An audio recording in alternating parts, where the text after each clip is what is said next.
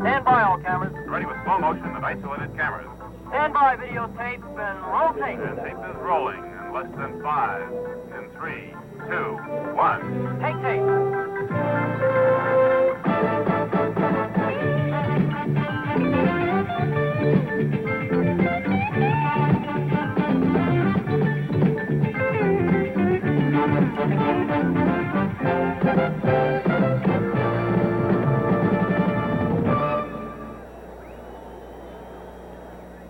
From the Goodyear blimp, Columbia, on a beautiful, cool night, this is the scene at the Oakland Coliseum in Oakland, California. Nearly 55,000 fans jamming the Coliseum. And tonight it's the New York Jets versus the Oakland Raiders. ABC's NFL Monday Night Football is brought to you by Right Guard Natural Scent Antiperspirant, the great wetness fighter with the light, clean scent made from natural ingredients. Right Guard Natural Scent. And by Ford and your Ford dealers. See all the better ideas for 73 at your Ford dealers. Yes, the scene is set in the Oakland Alameda County Coliseum, and we're at that time of the year where the standings speak for themselves. Look at them. The New York Jets at 7-5. If they could beat Oakland tonight and Cleveland, their opponent this coming Sunday, the Jets would be the AFC wildcard team in the forthcoming playoffs. But look at Cleveland.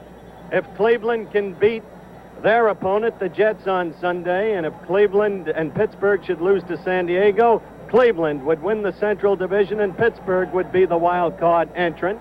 And Oakland doesn't want to play Miami in the playoffs in their first game, so they want the Jets eliminated. That's their motivation tonight. Hello again, everyone. I'm Howard Cosell. Welcome to our final Monday night of NFL football for the year 1972. The stakes are high, especially for the Jets, and we hope for an exciting encounter. But frankly, the Jets' hopes ride on Joe Willie Namath because of injured backs, and Namath has a strep throat. If he goes out, or at least a very bad and scratchy throat and chills, if he goes out, Bob Davis, number 15 from the University of Virginia, will be his replacement. Right now, to fill you in detail on the Jets, with his 176 rabbit skins, the incomparable Dan DeRue. Thanks a lot, Howard. You're getting kind of jazzy, too. I like that black turtleneck. California must do it to him. Talking about the Jets, it's been a kind of confusing year for them. The pass seems to be the thing that's caused the most trouble. They lead the league in passing. They also lead the league in passing against them. That means they're number 1 throwing and number 13 keeping other folks from throwing. They have had a lot of injuries, as Howard mentioned, on defense in particular. They haven't really been too good back there. They've had some. Steve Tannen's been hurt. Holloway's been hurt. John Elliott's been hurt. He's been back. You can go right on down the list. So it's been a thing of injuries. People have come from all over to see this ball game, though, because Joe Willie has a way of attracting a crowd like that. In fact, Jeff and Hazel Meredith from Mount Vernon, Texas are here, and I just thought y'all might like to know that. It was Jeff's first plane trip, and he's having a lot of fun. Going to see a good ball game. We'll get into more details as the game comes along. Chet Forty want me to tell you his mother's here also. But right now, Frank Everett's going to tell us about those Oakland Raiders, because they've already won them a place in that playoff berth. They look pretty good, too, don't they, Frank? Yes, they do, Don, and those rabbits almost made the season. The Oakland Raiders can play this game relaxed, if you can call it that. They'd like to win it, as Howard mentioned. Maybe Miami might be tougher than the Pittsburgh Steelers. The Pittsburgh Steelers have come on. They are dynamite. But if the Oakland Raiders can eliminate the New York Jets from the competition, they will not have to face the Miami Dolphins, the undefeated Dolphins. The Oakland Raiders have a very well-balanced football team. They're rated 4th in the AFC. In defense, they're rated 3rd in offense. And probably the reason they're doing so well on offense is Daryle Lamonica. In the past, Daryle Lamonica has had interceptions. A year ago, he finished the season with 16, and thus far this year, it's a new Daryle Lamonica. He's not going up on top with the bomb all the time, and he's thrown for only 8 interceptions. They have 2 great receivers, and of course, Fred Biletnikoff leads the American Football Conference with 48 receptions, and then they have Raymond Chester, and he is something special. You're going to enjoy watching him tonight. 2 great tight ends tonight. The Jets, of course, have their own Rich Castor. On defense, one of the finest secondaries you're going to find anywhere, and it is a very balanced football team, these Oakland Raiders. The thing to watch for tonight, I would think, would be those 2 tight ends from either team. And we'll be back at the Oakland Coliseum right after this message. Once and for all, which big screen color TV really has the best picture? The answer, Zenith Super Chromacolor. Opinion Research Corporation lined up the 6 leading color TVs with all identification hidden and asked more than 2,000 people from all over America to vote for the best picture. Zenith was the winner by more than 2-to-1 over the next best brand.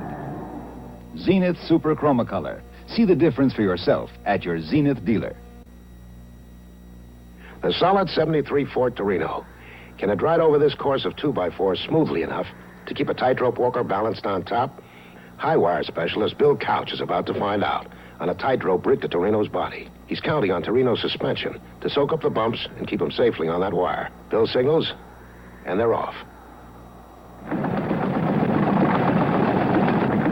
Those wheels are taking quite a pounding, but Bill isn't, as Torino's remarkable suspension does its job.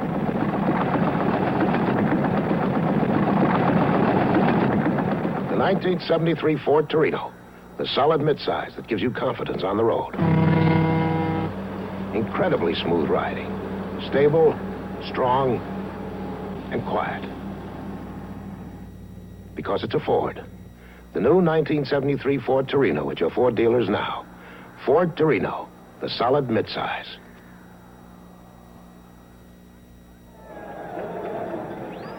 Back at the Oakland Coliseum in Oakland, California, we're expecting quite a football game because when the Jets and the Raiders have met, historically, it has been something else. People recall the 1967 meeting when Ben Davidson tried to realign the profile of Joe Namath. And then, of course, the 68 meeting. Well, there's a little girl named Heidi interrupted that one. 65 seconds left to go. It looked like the Jets had it locked up. And the Oakland Raiders in 65 seconds came back and scored 2 touchdowns to win it. And there is Joe Willie coming out. He obviously will be starting. This is how more important could it be for the Jets? They have to win. They have to win tonight. They have to beat Cleveland to assure themselves of a wild card berth. And they can do it. And you saw the Jets will receive to your left. But again, there have been some historic clashes in this game. This series, there is no love lost between the two, and whether or not anything was at stake, these two teams really get with it. Excitement here in Oakland. Of course, they clinched their division last week against San Diego. Next week, they'll wind up their season against the Chicago Bears, waiting, of course, to have the determination of who they will meet in the playoffs. George Blanda, 23 years of competition. And this man is really a package. He still does the conversions and the field goal kicking for the Oakland Raiders. And joining us tonight for our national anthem, well, he's an awfully good golfer, too. Singing and recording star, Glenn Campbell. Our national anthem.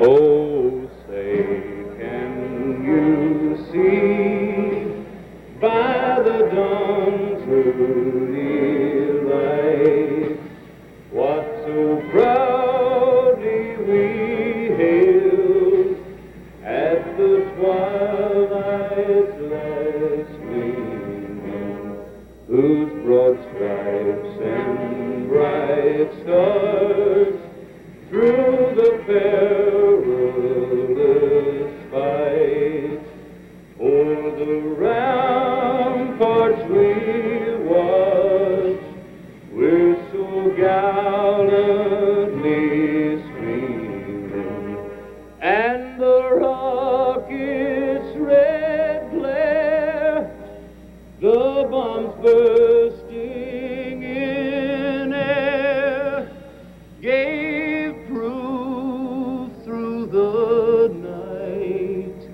that our flag was still there.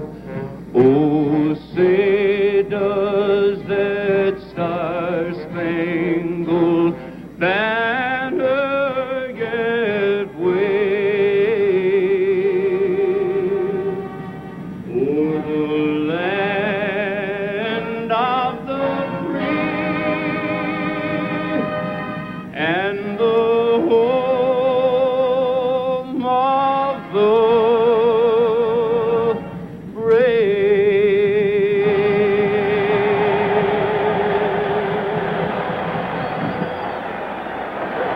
Trammell and last week, Lou Rawls, two great performing artists.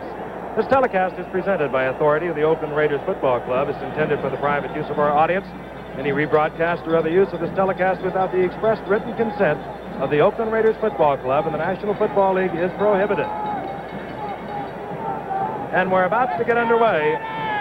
The Oakland Raiders will be kicking off as their special unit comes onto the field. Jerry DePoyster is number 4. He handles the kickoffs.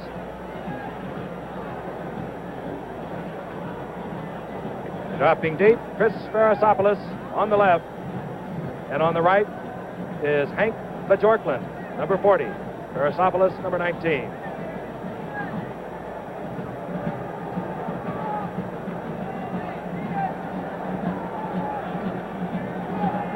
And you'll hear a lot of excitement tonight. Fans are relaxed. The Raiders have clinched the AFC's Western Division. They would like to win this one tonight because they would like to play in sunny Miami.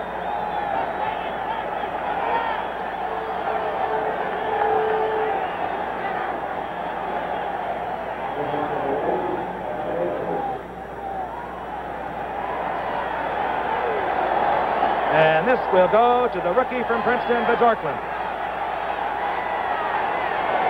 And up to the 25 comes Hank Bajorkland, a 26-yard return. The starting lineup for the New York Jets. And we're taking just a moment to make sure it indeed will be Joe Namath.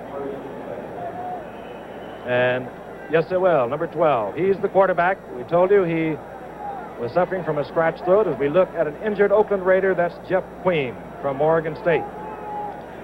Jeff Queen down on the 25-yard line.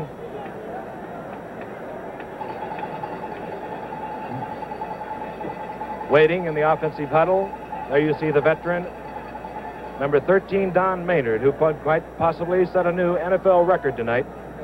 He needs 7 receptions to break the record held by Raymond Berry. Number 13, the tight end is Big Rich Castor, of whom we spoke a few moments ago. Number 88, 6'5", 228 out of Jackson State. And Eddie Bell, little Eddie Bell, will start at the other wide receiving spot. In the injury rack running back department, the Jets have activated Emerson Boozer tonight, number 32. He is opening, along with Steve Harkey, number 36. Harkey, a second-year man out of Georgia Tech. John Riggins, of course, had surgery last week, minor surgery to his knee, but he's unable to go tonight. It's a good offensive line. It's a good offensive team. They're 5th in rushing. They're 1st in passing. They're 2nd in the AFC. And now Jeff Queen comes off. That offensive line for the Jets, John Schmidt is the veteran center. Dave Herman, 67, the right guard. Randy Rasmussen, 66. He's on the left guard position. Bob Sweas, 76, and Winston Hill, 75 with the tackles. And now we're ready to get underway. 1st and 10. Joe Willie Namath, the quarterback. Moving from the 25.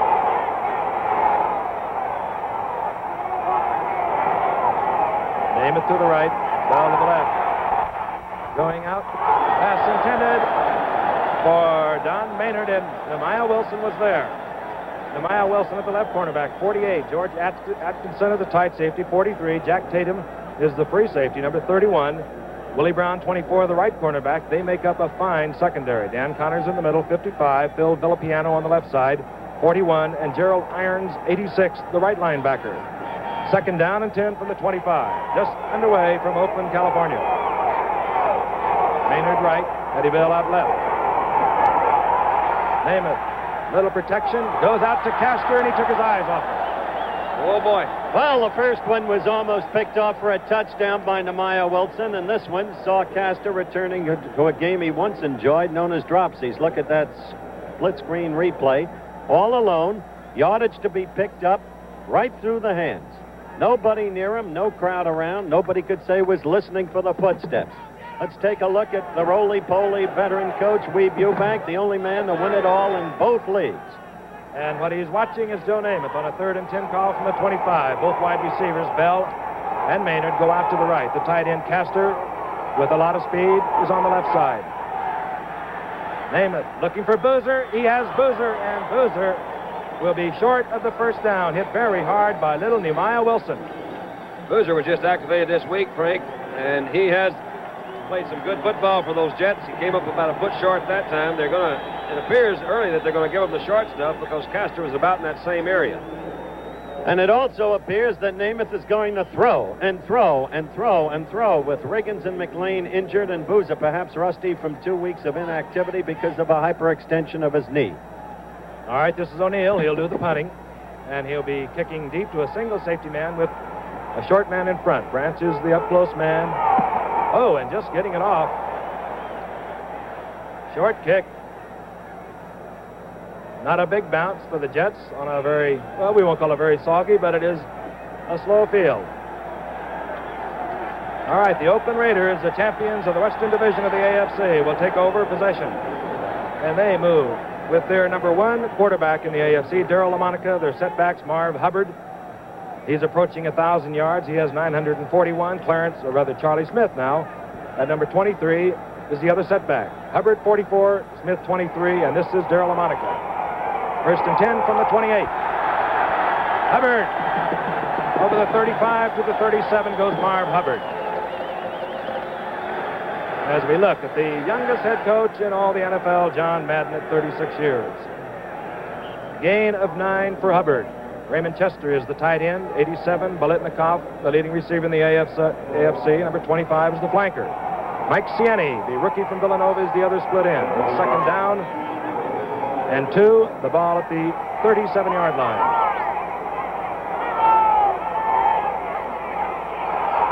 Hubbard again, and Hubbard gets the first down, moving across the 40 to the 42. Fine blocking offensive line. Jim Otto's the veteran center. He wears 00, and that means original, the only original. And George Beeler, right guard, 64. Upshaw's the left guard, 63. Art Shell, the left tackle, 78. Big Bob Brown, 76, the right tackle. First and 10 Raiders, moving from their own 42. Here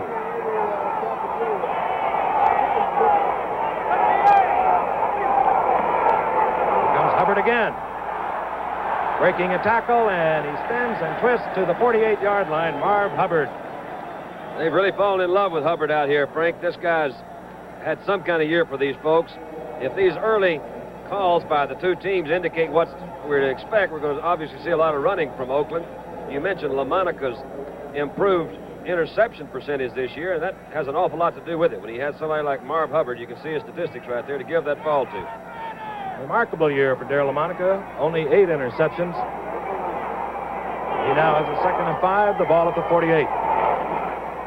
And he's working Marv Hubbard. This time, Hubbard is tripped up. National Football League fans, of course, know, Frank, the story of Marv Hubbard, a youngster from Colgate who at first didn't make it in the NFL, did some time with the Hartford Charter Oaks, and then came back, and he has made it big, and he is the workhorse, having carried on the first 4 plays tonight. Discussion going down on the field. Jim Otto.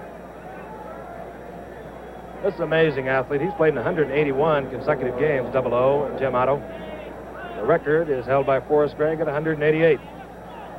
Coming into the stadium tonight, Frank, and I thought I recognized this guy standing by the ABC trucks. I looked out there, and it was Jim Otto. I said, well, Jim, what are you doing out here? He says, well, as you probably know, sometimes we get caught in that ticket situation. I'm waiting out here to give some yokel some tickets that I promised him I'd do. He was standing outside, looked like one of the fans waiting to see a football game.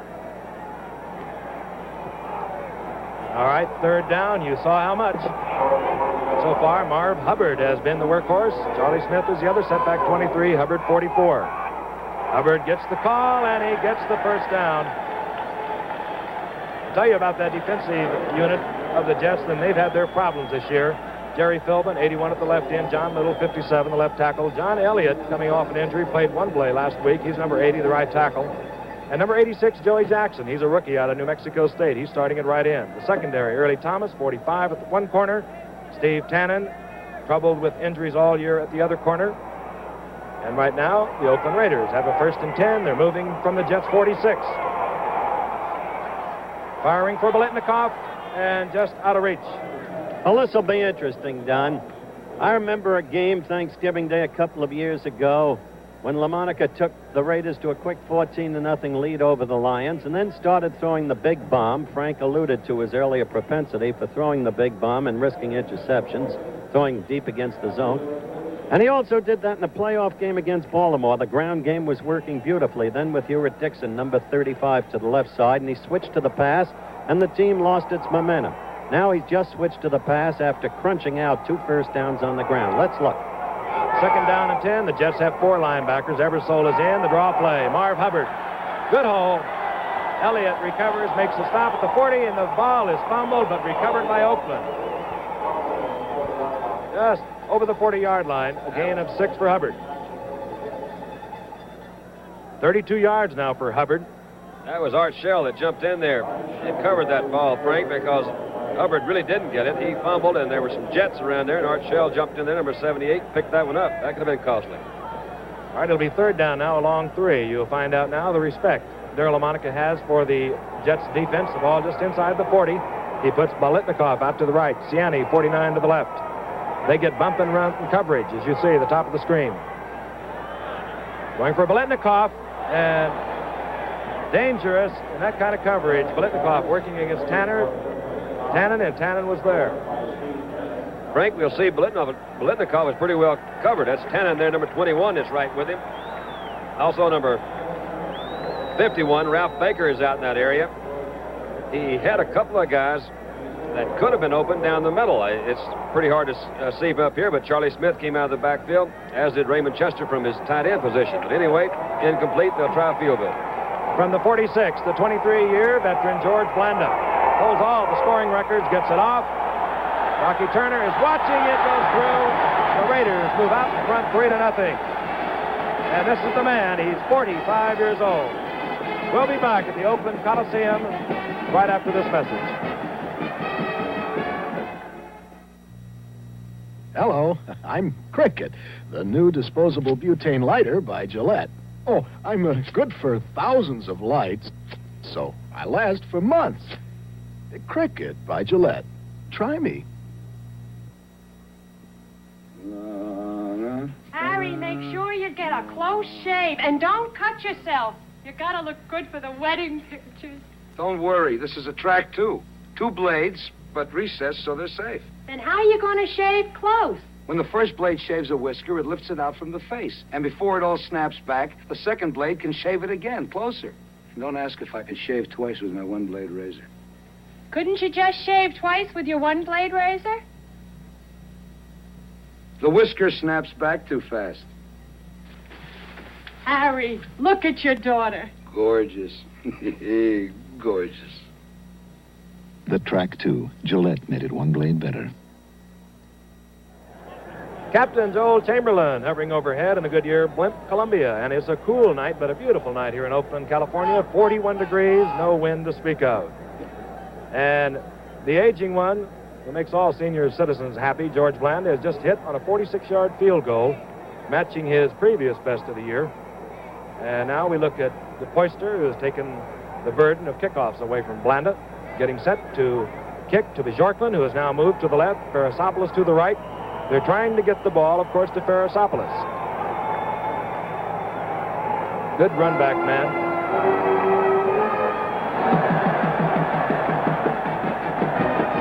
Well, they won't run this one back. It was high and it was long.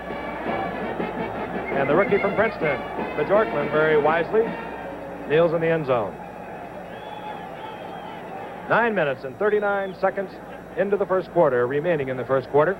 And the Jets on their second offensive series. First time around, 3 quick passes, 2 incomplete, 1 dropped by Castor, 1 complete to Boozer, short of a first down by a yard, over to Oakland, and you know the rest.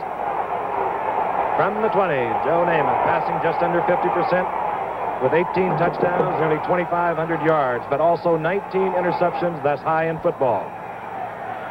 Number 36 gets the call. That's Harkey. Second-year man out of Georgia Tech. He's stopped there by Art Toms. Art Toms, number 80. Otis Sistrunk, 60. Tony Klein, 84.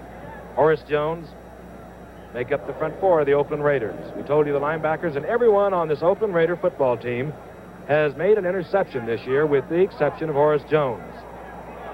Maybe tonight's his night. Second down and 10. Out to the right comes Maynard. Out to the left is Bell. Namath again, getting both backs out of the backfield, and fires out. complete out to the left side. Willie Brown covering there as Emerson Boozer rolled out to the left flat. Gain of about 2 or 3. Well, he's going to have to use the short stuff tonight, as Don mentioned earlier. Yesterday in New York City, the Sunday Times sports section had a picture, a chart of what they call Oakland's double zone coverage. It's needlessly complex in its presentation. It's very simple in its execution. We'll discuss it later. 3rd down and 7 from the 22. Bell goes out to the left, picks up Brown. And Bell gets the completion, and he moves out to the 41-yard line, covered there by Willie Brown. But little Eddie Bell is a man you have to really respect for his speed. Not tall, 5'10", 160 pounds. Here he works against Willie Brown. Frank, let's just watch. There's also a heck of a throw. You see Bell trying to straighten Brown up. And Brown did slip a little bit just on that turn. But the ball was thrown very well. Eddie Bell, as you mentioned, is a good receiver. Obviously, his handicap is size, but he does what he can with it. Do what you can with what you got. Namath on a 1st and 10. The ball just short of his own 42, but it's Bell left. Maynard, the all-time leading yardage receiver, out to the right. Looking for Maynard. And he has it. Absolutely perfectly thrown again. That is throwing the football. Pretty to see. Incidentally, on the earlier pass to Willie Brown, you don't see them often throwing into Willie Brown's area. But it was a zone they were in then, and you can't say it was Willie Brown's area alone. However, Brown is one of the most respected cornerbacks in football, has been for a long number of years. Number 24 from Grambling College. And that was like Super Bowl year, that pass, Frank, to Maynard. All the way down to the 37, and one thought, if the Oakland Raiders do not pressure Joe Namath, he's going to do that all night. Probably the best arm in football. 1st and 10. The Jets trailing 3-0. George Blanda hitting from 46 yards out. The very first time they had the football. Here comes Boozer as a flag goes down, and Boozer goes down. Number 86, Darrell Irons, is there. The middle linebacker, Dan Connors, 55, is there. I think the offside call will be against the Oakland Raiders, I think. But that was only the second running play that the Jets have even tried this evening. Namath once threw over 60 passes in a game against the Baltimore Colts a couple of years ago. Frank, you'll recollect that was the game where he suffered that peculiar bone fracture, the bone between the wrist and the hand, the thumb itself. I believe the navicular bone. That's correct. Offsides, 5 yards. And you might suspect that Namath will be passing more than he might ordinarily pass. His best running back, John Riggins, is not in the game, and the worried countenance of Weeview Bank.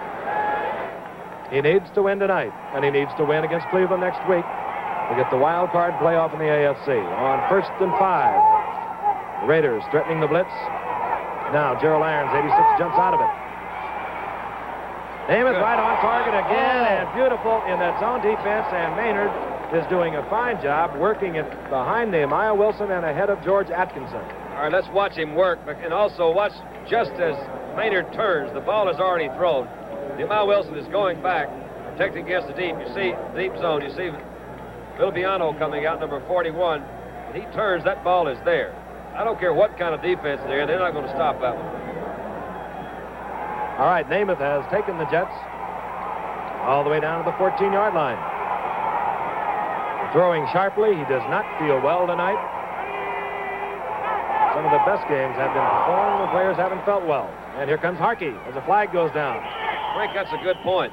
A lot of times when guys don't feel at their top of their game, they really do feel a unusual pressure, so to speak, to give their best, and their best is often better than what they could have done had they been healthy. All right, the offside call is again against the Oakland Raiders. Face mask, I'm sorry. Face mask against the Oakland Raiders. I felt they were also offside, but so was both. And, of course, the Jets will gleefully accept the penalty. But the point is, you're going to see Oakland. You've seen Oakland offside twice so far tonight, based upon that hitch as the linemen straighten up, the offensive linemen, in Namath's cadence. That's an old trick. Weeb Eubank never wanted his teams to use it. He always felt that that was an illegal cadence to induce the other team to go offside. Finally, he subscribed to that particular kind of count, and it's working for him so far tonight. First down, the ball at the 6-yard line. The Jets moving. Jets have thrown 7 out of 9 plays thus far, so you know what they're planning on doing. This is Harkey, and Harkey is inside the 5 to the 3. Harkey was highly regarded, Frank, in his rookie year a year ago, but he was behind some other players who obviously figured ahead of him, and if he's had a problem, it's holding on to the football. He went in against, you know that, gentlemen, Don Maynard, number 13, the man who can tonight set an all-time NFL passing record. He needs 5 more. He needed 7 coming in. All right, 2nd down and 3. Jerome Barkham is in for Maynard. Joe. And Joe lost his footing on that turf. He doesn't have the best of knees, as I think every sports fan in America is aware of. Frank, I think they missed the handoff. I think they did. I feel it was to be a run, and you mentioned his knees. Let's see it again. It was a quick count. Harkey slipped. That's right. Harkey was the man who figured in that. That's right. I was down in the dressing room before the game, and I really, I've seen a lot of dressing rooms. A lot of guys get taped up, but he has a brace on his left knee that's just incredible. I don't see how the guy walks. All right, you saw Maynard come back in, Don. He'll be flankered out right. His 3rd down. The ball is at the 7-yard line. Bell goes out, picks up what appears to be individual coverage with Willie Brown. Top of your screen, you do not see it. Maynard, bottom of your screen, he's being covered by Nehemiah Wilson. Oh, picked off by Willie Brown, and Joe Namath could not resist that single coverage he saw. He probably... He's upset at Bell is who he's upset with, Frank. That was a really and truly seemed like this is a Joe Namath night for me, but that ball was well thrown again.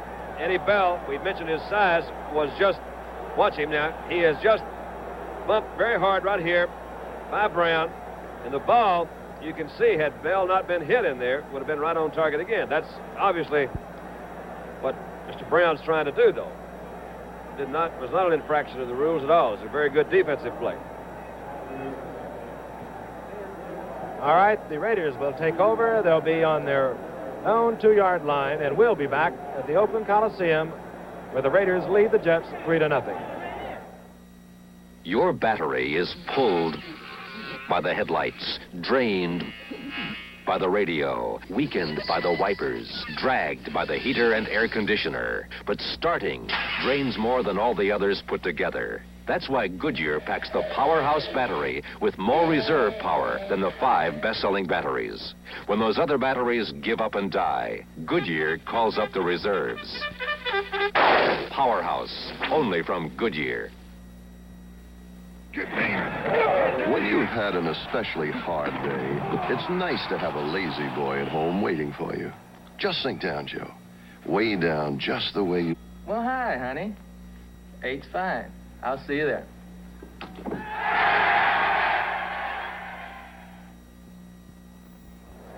Well, the Jets took it 76 yards, but there's the turnover at the 1-yard line by the veteran Willie Brown. The Raiders now in possession of the football, 6:48 remaining in the first quarter.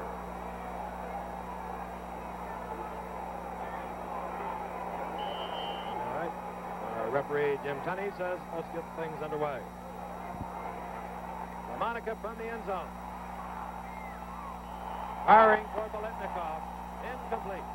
And Fred Biletnikoff thought he had it. Covered in there by Phil Wise, who is now in place of Gus Holloman. Darryl LaMonica thought he had it. And he has bucked 48 on the year. Coming into tonight's game through 12 games, of course. Biletnikoff with 6 touchdowns. Raymond Chester has scored 7 touchdowns on 29 receptions. All right, Willie throw again on 2nd down and 10 from the 2. Hubbard 44, Smith 23, and here comes Hubbard. Hubbard moving out to the 7-yard line. Mark it at the 8. They're getting some charge out of that Oakland defensive line. And you talk about Jim Otto. After all these years, he's still so quick off the mark, it's hard to believe. Of course, Gene Upshaw, 63, should be watched closely tonight. He's one of the best pulling running guards in all of football. 3rd down and 4. Ball at the 8-yard line. Out to the left comes Ciani. Out to the right goes Biletnikoff. Raymond Tester, the tight end, number 87 on the right side. But Hubbard gets the call. And he's met in the middle. John Ebersole, number 55. Al Atkinson was there. And he is very close to a first down, is Marv Hubbard. It is close, but he may have just missed it, Gipper. He is now 41 yards. He needed 59 to go to 1,000 yards tonight, Marv Hubbard. He has picked up 41 of those 59. And just short. That's it. So the punting unit will come on. It'll be Jerry DePoyster, who also handles the kickoff duties. He has not been kicking too well this year. A little over 37-yard average. And the Jets have the number 1 punt returner in Chris Farasopoulos dropping deep. Farasopoulos will be the deep man, number 19. And just up front is number 29, Rocky Turner. And DePoyster now checking the turf. We told you it's heavy.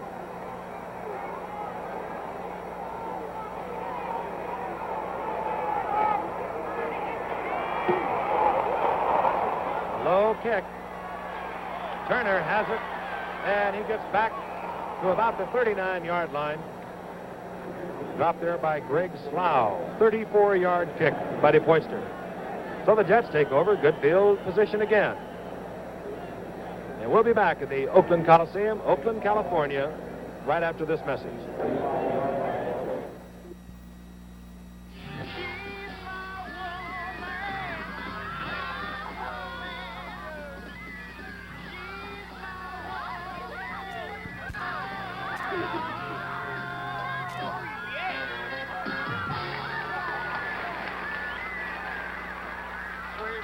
You're gorgeous. You love you. Max, enough already. I'm going to get mobbed. How do we get out of here? Not to worry. Arrow has a new kind of dress shirt, the dress knit. You wear it with a tie, but it's as comfortable as your favorite old sports shirt. The supple knit fabric moves as you move, stretches as you stretch. And even when you get a little roughed up, your shirt keeps on looking pretty terrific. It makes you wonder who they really love, you or your shirt. I like your shirt. The dress knit from Arrow, the most comfortable shirt you can wear with a tie. 5:34 remaining in the first quarter. As you see, the Raiders out in front of the Jets, 3-0 in a game. Well, the Jets have to win it. They have to win tonight, and they have to win against Cleveland next week to get that wild card playoff in the AFC. Oakland has an incentive. We'll talk about that in a moment. But right now, Namath takes over. 1st and 10. They're on the Raiders' 39-yard line. Harkey 36 and Boozer 32 of the setbacks. This is Harkey. And Harkey maybe gets a yard, hit there by Art Toms, number 80. And I'll tell you that Emerson Boozer is just coming off an injury, a knee injury. If you're wondering why he is not being run tonight, that could be a reason.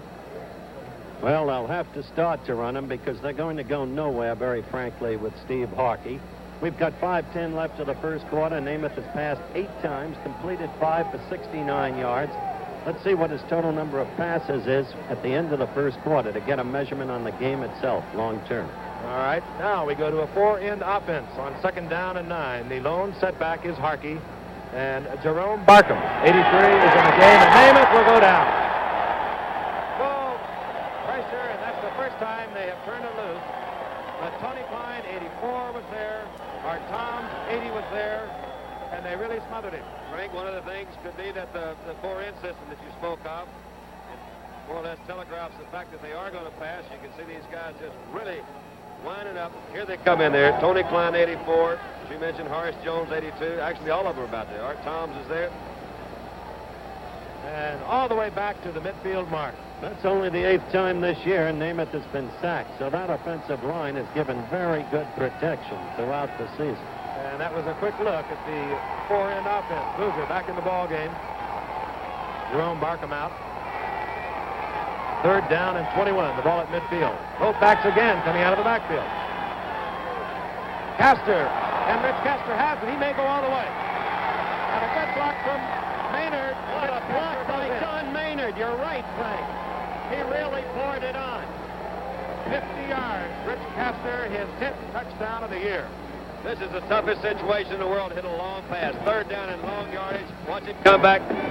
Good shot here on the ground. Watch this good protection again, and look at the ball. Right over their heads. And here's Maynard, number 13. Watch him. He sees it. Castor has it. Out of his screen. He throws a good block. Look at Castor go. 50 yards and a touchdown. That dive by Villapiano, but no chance against Castor, 6'5", 228, but he is really fast. Bobby Howfield comes on now. He won the game last week on 6 field goals from New Orleans. And Howfield drills it through. So Joe Namath hitting from way out, 50 yards out. The remarkable thing is that he had just been sacked right before that. He came back, called another pass, and both of his backs, who could be turned protection out of the backfield, and then hit for the score. Here's just another look at that play.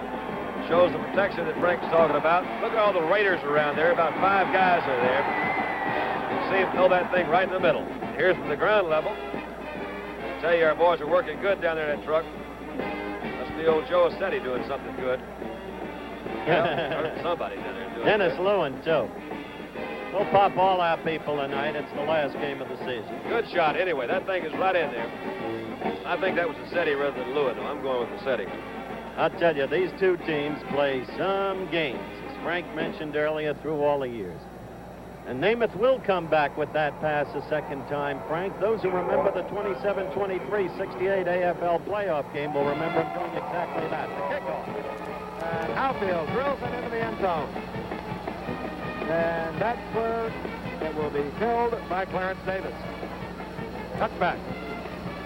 I remember in that 68 playoff game at Shea Stadium, Joe had a pass picked off in the flat, a quick sideline hitch, Frank, carried in for a touchdown by the Raiders, and gave the Raiders a temporary lead. They kicked off. Back came Joe with the very same play to George Sauer Jr., who was then with him. There's Joe Willie now, and he is, believe me, feeling badly. He was taking some kind of pills when I was down in the dressing room before the game, and he was hoarse as could be. First and 10 Oakland. They move from their 20, and here comes Tommy Smith, his first carry of the night, and he runs into number 81, Jerry Philbin. Interesting about Philbin, he unloaded on his coach, Weave Eubank, along about the time of the Washington game earlier in the season, a game won by the Redskins 35-17 at New York. Complained that he had been mistreated in his bargaining by Eubank and was being underpaid. Said openly he wanted to be traded, preferably to Washington. Ever since, he's shut up, settled down, and he's playing something like the old Philbin. He's playing effectively. It's second down 11. Charlie Smith lost the yard. Now both the wide receivers, Bolitnikov and Siani, moved out to the right. Good tight end on the left side, Chester. That's who LaMonica wants. Now he switches off. And he gets it to Bolitnikov, who has the first down. Al Atkinson, 62, back to make the stop. You can't give anyone that much time, Dandy. Not anyone. You're exactly right. Kind of a rolling pocket. You see Darrell standing there in good shape. Now watch Bolitnikov up at the top of your screen, or the left of your screen. Didn't really have to make many moves because he was really open right there anyway. And there's the middle linebacker, Al Atkinson. Does make the tackle. That's enough for a first down. Atkinson's, oh, there's Joe Willie again. Atkinson's a first-rate player having a fine year. Ben Brocklin, for instance, the Atlanta coach says he's as good as anyone at the drop back and defending against the pass. It's first and 10 Oakland out to the 32, their own 32. Again, the two tight wide receivers to the right. LaMonica again with lots of time to throw. And firing for Siani. Did he hold on to it? No. Incomplete. Appears to be a little shaken up on that play. He's grabbed his knee. This guy's really done a heck of a job for him out here this year, too. He sure has, a rookie from Villanova. And he doesn't have a lot of speed. Everyone in the league knows it, yet somehow he's always open. He seems to me, as you watch him on the replay here, to be a somewhat stronger George Sauer Jr., who never had great speed when he was playing with the Jets, but was always loose and a sure-handed receiver. All right, now from the 32-yard line, it'll be second down and 10. Cliff Branch, 21, has replaced Siani. Branch also a rookie, and here comes Hubbard. He's over the 35 to the 37. Met there by Larry Grantham and John Ebersole.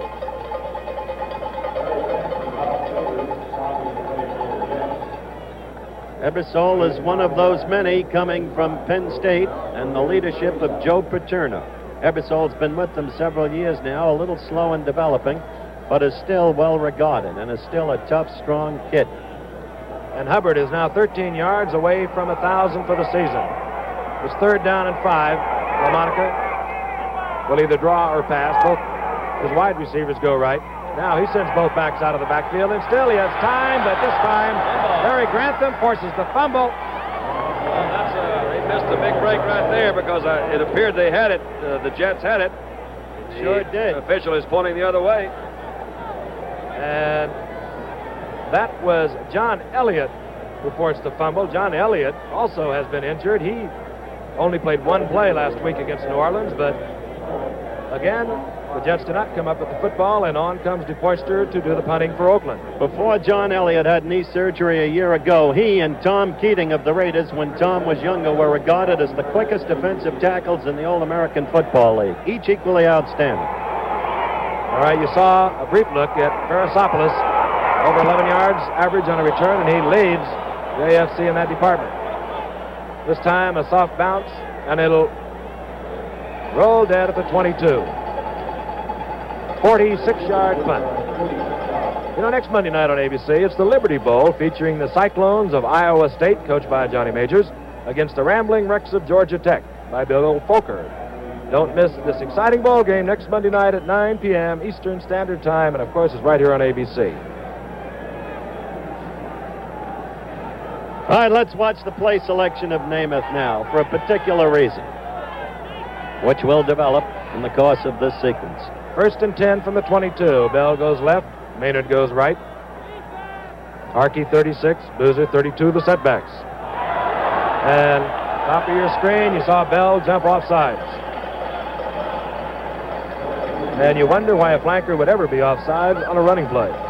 You sure do. Boozer had gone for about 5. Only thing you can say, you got to know he sure does feel silly out there. Wait a minute, guys. Oh, no. Right out there in front of everybody. That's right. I'm interested in Namath's play selection because recently in New York he's been accused of suddenly turning conservative. Remember, he's thrown 9 times thus far in the first quarter, has completed 6, won a 50-yard touchdown play to Richard Castor. And Namath is anything in his own mind but conservative.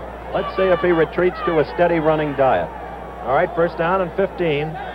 Ball at the 18. Sandy, we've been told, of the Oakland Raiders, has just a slight injury as we look at Harkey. Harkey going off the left side, dropped by Tony Klein. 24 seconds, clock moving in the first quarter.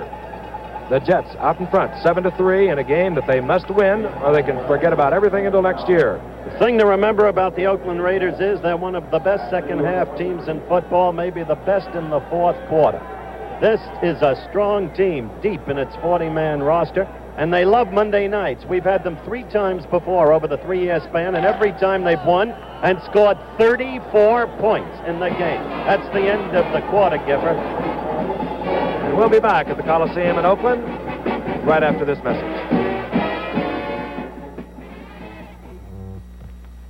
You parents ought to know something. Football's not just for us fathers anymore. That's right. Now the whole family's enjoying NFL Action Player Stamps from Sunoco. Great to collect and trade. You get 9 stamps free every time you stop at a participating Sunoco station. While you're there, buy a Stamp Saver album. Regular edition, 89 cents. Deluxe, $2.49. Get NFL Action Player Stamps free at Sunoco. Us kids love them. I'm Raymond Lord, number 5 in one of the coldest parts of the country, Hamden, Maine. My car has to start, so I use dry Sunoco gasoline. I never had any problem. Always started in 20 below zero, and even lower. I'm staying with Sunoco because it's always treated me right. Fill up with dry Sunoco gasoline. All winter long, your car starts like it's summertime. Dry Sunoco gasoline. I'm Gene Upshaw of the Oakland Raiders. Some of us save all of our lives to ride around in a luxury car like this. But some kids don't have to wait that long.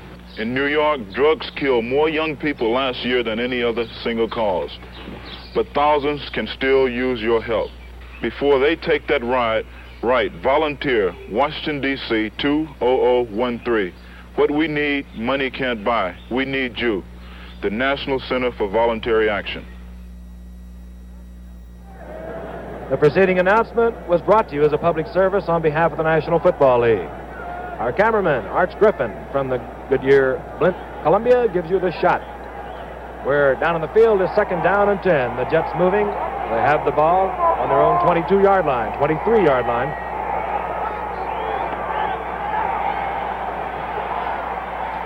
Namath firing for Castor, and it's incomplete. Covered there by number 43, George Atkinson.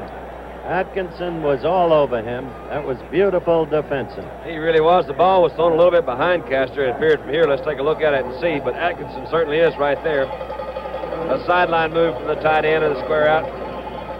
A little bit behind him. Castor possibly could have caught it, but Atkinson's right there to wrestle it away with him. Namath now 6 of 10, 119 yards, 1 touchdown. That 1 touchdown, a 50-yarder to Rich Castor.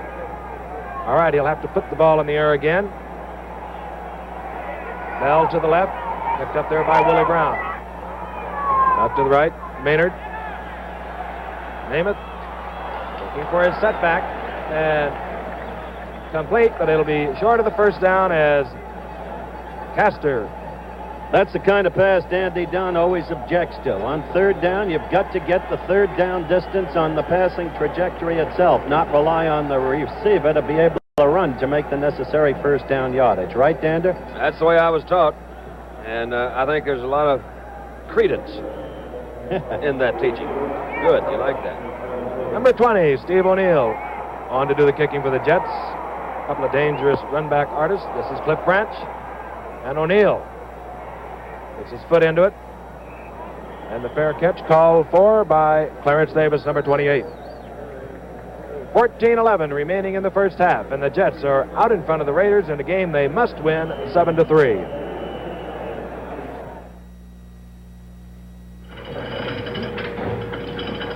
This is the Thiokol Vibration Laboratory in Utah.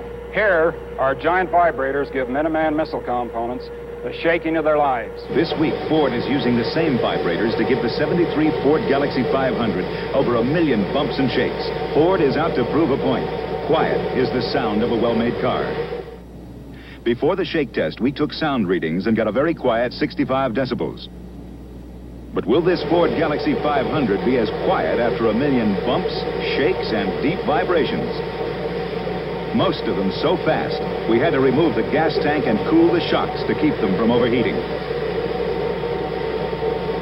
Now, on the same highway, at the same speed and conditions, not 1 decibel point noisier.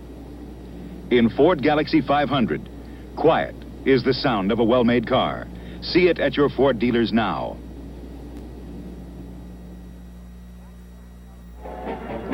Back at the Oakland Coliseum, we're in the second quarter, 14-11 remaining in the half, and look at Sistrunk, Otis Sistrunk, and he is steaming. It's a cold night, but he is really warm. Defensive tackle for the Raiders. 1st and 10, the Raiders from their own 37. LaMonica now drawing a crowd, but he's trying deep to Biletnikoff. It'll be picked off. That's Steve Tannen. And he's picking up blockers. He really is that. It's Mike Ciani after him over there, and Mike got him. Steve Tannen all the way back to the Raiders' 40-yard line. Finally dropped by Ciani. He returned that 31 yards. I'm sorry, Giffer. I was just going to say that's Tannen's 6th interception of the year. He's been sidelined much of the time with a pinched nerve in his shoulder. They've had a very hard time with it. He's been a much maligned cornerback. He's been beaten a number of times, especially by Howard Twilley of the Miami Dolphins, but everybody gets beaten by a particular guy a lot. Here's the play again. This one's underthrown about 12, 14 yards. You see Tannen looking for those blockers. He cuts in there, someone slips. Ciani's up the top of your screen. He finally got him. 1st and 10, and the Jets have a 7-3 lead. Here comes Boozer. Emerson Boozer cracking down to just short of the 35-yard line. Gain of about 4.5, stopped there by Otis Sistrunk. 19 years, the head coach, not always of the Jets. Baltimore Colts, the only coach who's won titles in both conferences. He's a master at building a football team, isn't he, Giff? He is that, and he is quite a great man, too. He is a nice man. I like him. 19 years. It's a long time to keep the ulcers away. Second down and 5.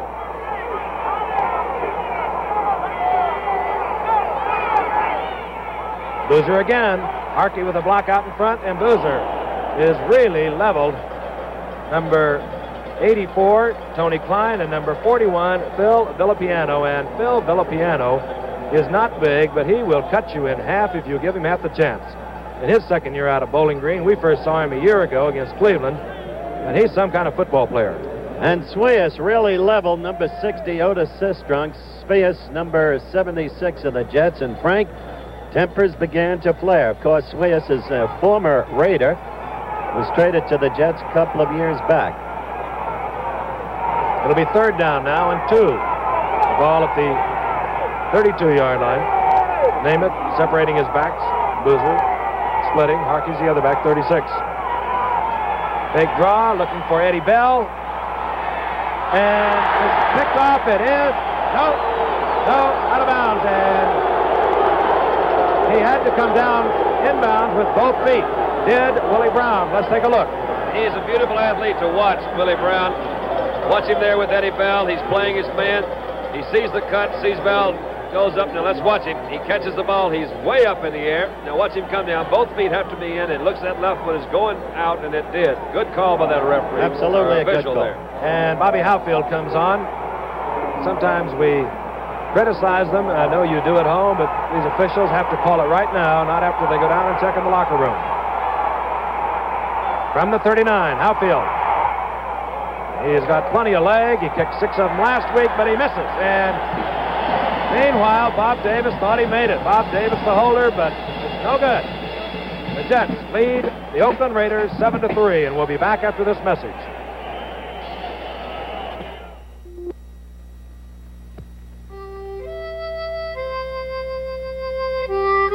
Gillette makes a better double edge now than the one your father used. The smoothest edge we can put on a blade for the smoothest shave we can put on your face. The Platinum Plus blade. And someday, Gillette will make even a better blade for your son. The more things change, the more they stay the same. We made the first blade, and we're still the first blade. Gillette. Platinum Plus. Hi, Guy. Sid? Sid? What's this, a new kind of right guard antiperspirant? Hi there. That's my new Right Guard natural scent. Natural scent? It's new, light and fresh. You know, natural. Smell it. Huh? It smells terrific. It's Right Guard. Helps keep you dry all day. New Right Guard natural scent. Does Mona know about you? Oh, they moved. Oh? This is my husband, Bruno. Bruno? Hi, Guy. Bobby Howfield has just missed from 39 yards out. The Oakland Raiders take over on the touchback. 1st and 10. They'll move from the 20. It's Howfield on the sidelines. 107 points coming into the game. He now has 108. The Jets leading 7-3.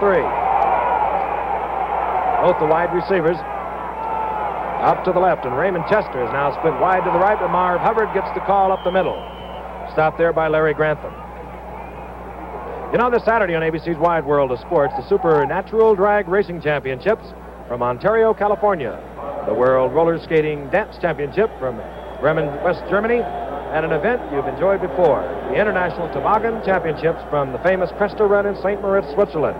That's this Saturday at 5 Eastern and Pacific, 4 Central, and of course, right here on ABC. Gain of 4 for Hubbard, just short of the 25-yard line. 2nd down and 6.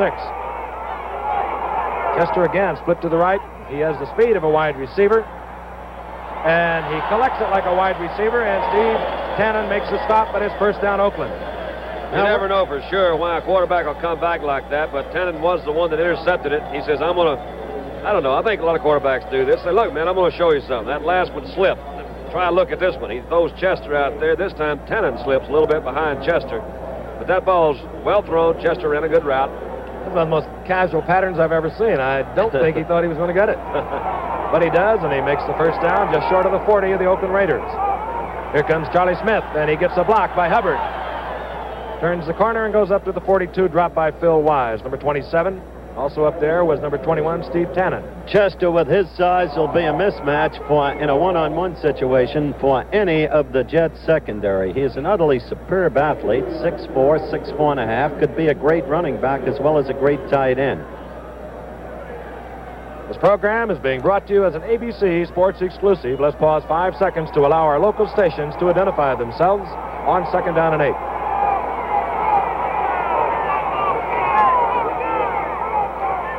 From the 42, LaMonica has Ciani left.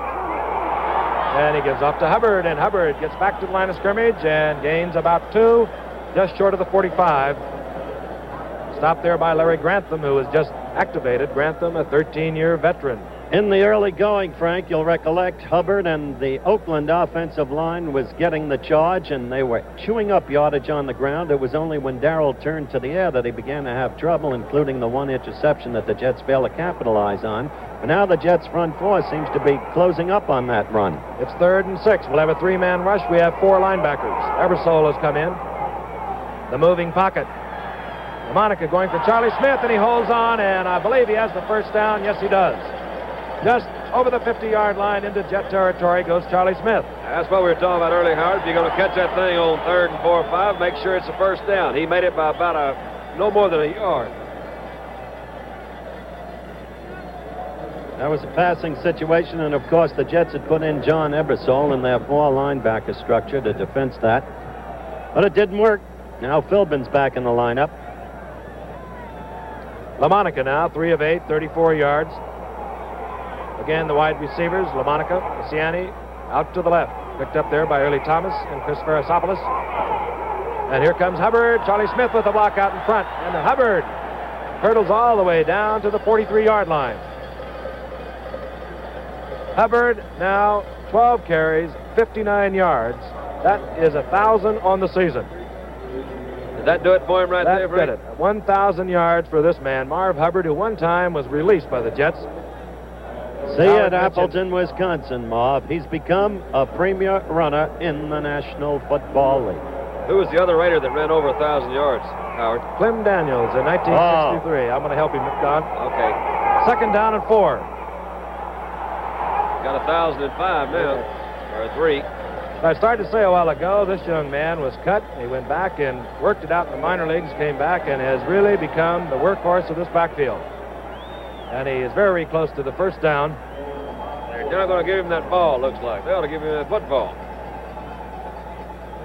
He went right over big Bob Brown, and I enjoy watching Bob Brown work at right tackle, number 76.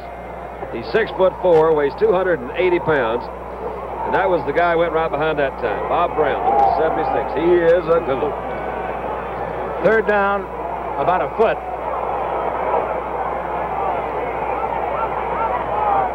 Charlie Smith gets the call. Met there by the right side of the Jet line. But I think he got it quite clearly.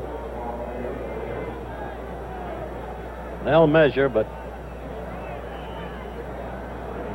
7:09 remaining. The Jets out in front, 7-3. Joe Namath, a 50-yard touchdown pass to Rich Castor. George Blanda hit from 46 yards out on a field goal. On a really super night in California. It's chilly, but a great night for football. First down, Oakland Raiders.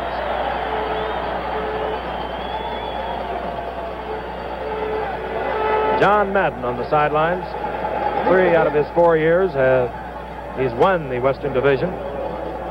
Now looking ahead to possibly, if he can defeat the Jets tonight, it'll be Pittsburgh or it'll be Cleveland. If they don't, it'll be on to Miami and the undefeated Dolphins.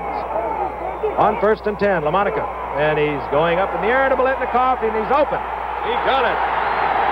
That one was thrown right on the money. I'll guarantee it could not have been better thrown. Had to be right where it was. Biletnikoff just took off on a fly pattern. It appears that Tannen is hurt. You'll see Biletnikoff come back. He's trying to help him. On split screen, let's watch it again. The Mad Bombers, he called, really unleashed that one. And look at Biletnikoff, right out in front of Tannen. Now look at him. Never broke stride. It appears that Tannen is sliding, and he may have, he may have hurt one of his shoulder that we mentioned earlier. Don, it appears to be his knee. I think it buckled under him as he went down. Perfect execution on the play. And really was. This Oakland team, which responds to every opportunity, as they did in their comeback victory. There goes Steve off the field limping. The right knee apparently bothering him. They came back, as you know, in the waning moments. to beat San Diego 21-19. They have a way of doing that kind of thing, and they seized their opportunity when the Jets failed to capitalize on their opportunity after Tannen's interception. Failed even to get a field goal out of it. And here's Blanda with Stabler doing the holding. Automatic. So the Raiders have now moved out in front of the New York Jets 10-7, and we'll be back at the Oakland Coliseum right after this message. Sooner or later, you're going to get some white owls. And when you do, we gotcha. Maybe we'll get you with the early American jar with 25 Invincibles. Or the Decorator Duck. Or a white owl gift box with my picture on it. But you know we're going to get you this Christmas.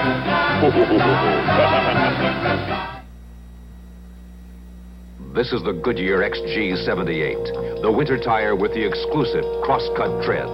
Cross-cut for starting and stopping traction. Cross-cut for cornering and handling traction. Cross-cut, diagonal, like this, to give you both kinds of traction in one great winter tire. The Goodyear XG78. Now through Saturday, buy one at the regular price, get the second tire for half price. Darryl LaMonica has just hit Fred Biletnikoff. Biletnikoff's 7th touchdown of the year from 39 yards out. On the right, waiting to receive for the Jets, number 40, Hank Bjorklund, the rookie from Princeton. On the left, Chris Farasopoulos. 2 mouthfuls. That was good, though, Frank. You handled both of them really well. Jerry DePoyster, 3. 6:50 remaining in the first half from Oakland, California. A Squibber. Chris Farasopoulos. And hurdling over the 25 is Chris Farasopoulos. 23-yard return. Still holds the NCAA record, does Chris Farasopoulos, for combined punt and kickoff returns. All right, the Jets take over. Their game has been the passing arm of Joe Namath. And we told you at the top of the show tonight, he does not feel well. He has a very scratchy throat. But you would never know it the way he's been flipping the football.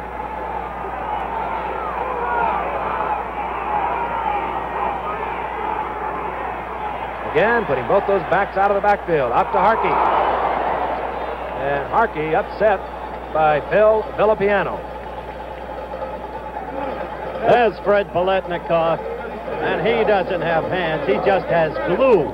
He chews chewing gum. You can see that right He there. sure does. That's verified. He just doesn't drop the football. It's an event when he does. Namath now, 8 of 13, 131 yards, 1 touchdown, a 50-yarder to Rich Castor. Harkey gets 7 yards. It'll be 2nd down and 3.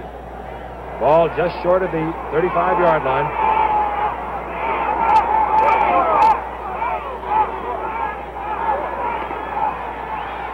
Again, the back's checking for Red Dog and then moving out, and it goes to Castor. That's pretty. You know, it looked to me that he was trying to hit Bobby Bell on a little sideline pattern out here. We've got Rich Castor on a split screen. You'll see Joe look this way. He can't do it. Turns back. Here comes Castor. Now watch this. That's awfully good coverage back there for you, a big guy like that. You have Atkinson, number 43. Picked up another first down. Steve Tannen, strained knee ligament, not expected back tonight. Big loss to the Jets. First down, 48 for the Jets.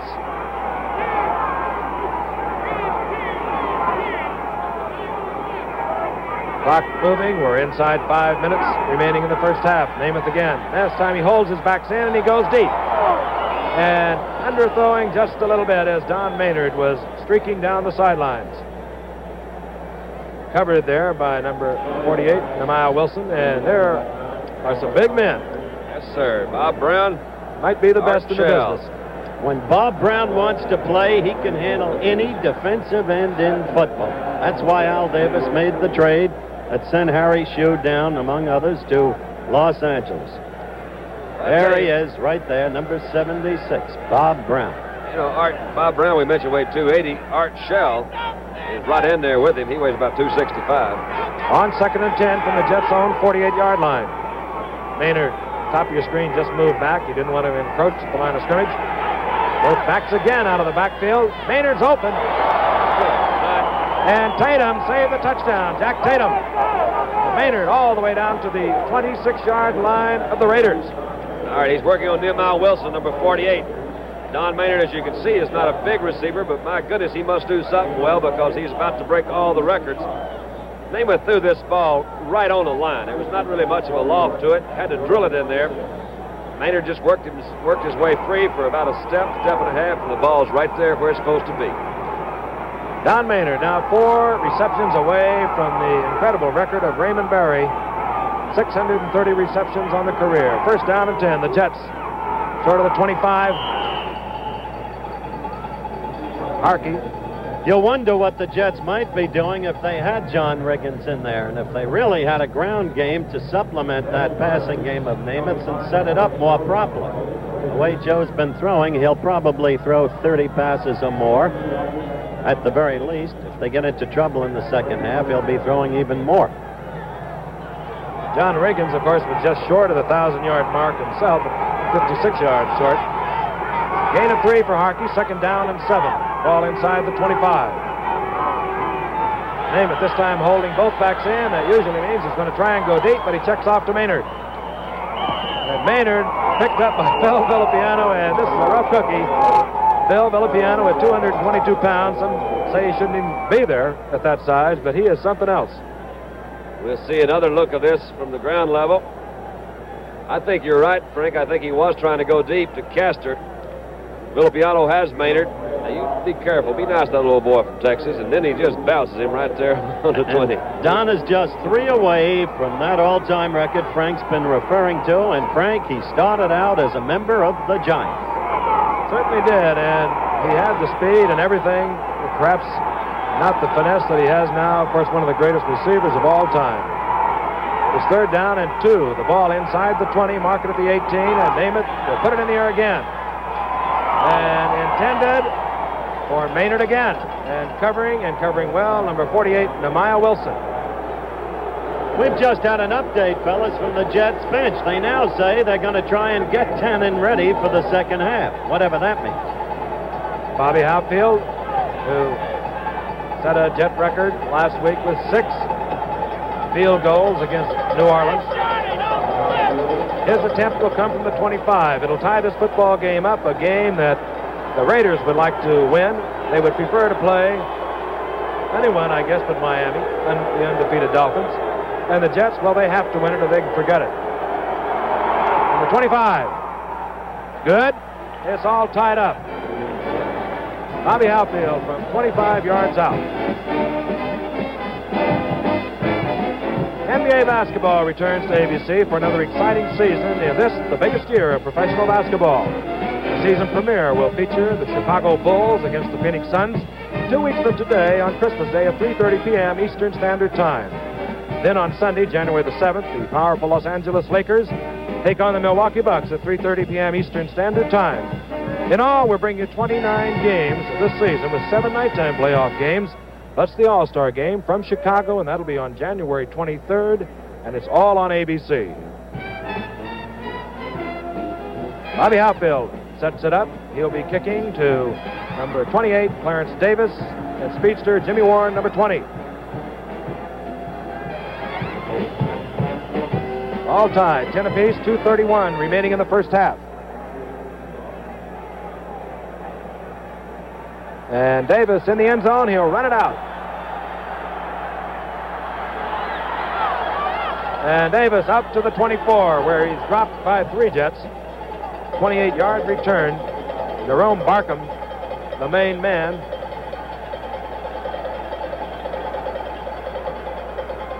Clarence Davis, and he's had a hard time this year. He's had a pretty good year. He suffered a broken bone in his shoulder in pre-season. But the second-year man out of USC, some football player. Steve Tannen has come back into the lineup for the Jets. Didn't even take till the second half. So we got 3 pieces of information, each one a variant. That's showbiz.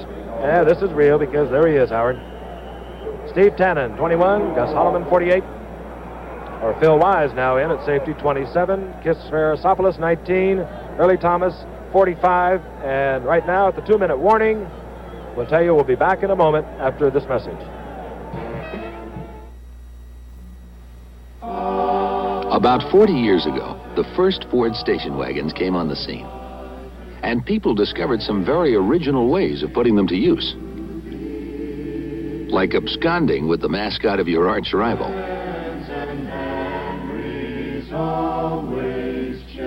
Today, another Ford station wagon has come on the scene.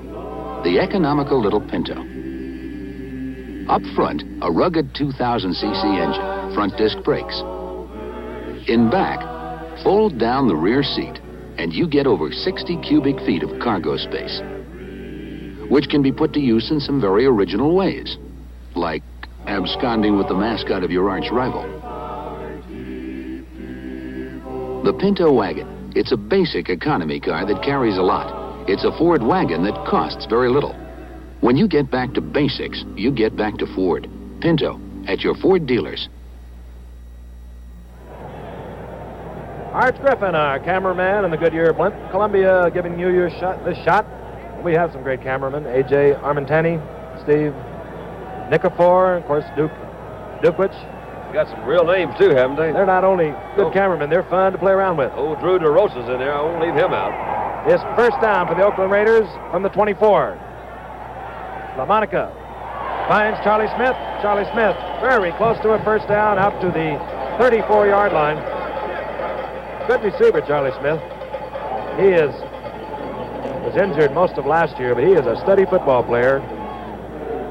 He's over 600 yards now in rushing, and he also had 21 receptions coming into the game, working here against Phil Wise. Frank, they're just flooding a zone there. When he catches the ball, they want him to get out of bounds. This is exactly what he did. You saw that. See, that was Belendikov that went on the inside on kind of a turn-in. Hey, wait a minute. You saw that time. Hey, hello. He allowed that pass, and one foot landed out of bounds. Well, let me see here. Let's take another look. Is it time to say that maybe we're at the wrong angle? Let me tell you something. Well, that's the roughest thing in the world to call. And there are a lot of people who would like to see that rule changed to coincide with the collegiate rule. And it wouldn't be a bad idea. And the reason they probably don't do it, because a lot of records would go out the window. And that's probably not a good reason, but that is the reason that people are using. It's a tough thing to call. It really is. Yeah, they're going to miss some of them. There's no question about that. I mean, we've got that one on camera. Second down, you saw how much. 1:55 remaining in the half. Charlie Smith on the screen. Cuts it back, he gets the first down, and he gets out over the 40 to the 41. John Elliott recovering from defensive tackle, making the move, and now Ebersol comes in to give the Jets 4 linebackers. Out goes big number 86, Rich Jackson. Clock moving. 3 timeouts have the Oakland Raiders, but they're not using one. So obviously they're going to put this ball in the air. Obviously, Frank. Obviously they should have, Frank. They sure cost them a lot of time. This time you'll see the timeout by Darryl LaMonica. Larry Grantham in on the stop. This is our last Monday night game, as we said at the top of the show, for the year 1972, but it's not the end of football on ABC. For the first time ever, the Sugar Bowl game will be played at 9 o'clock.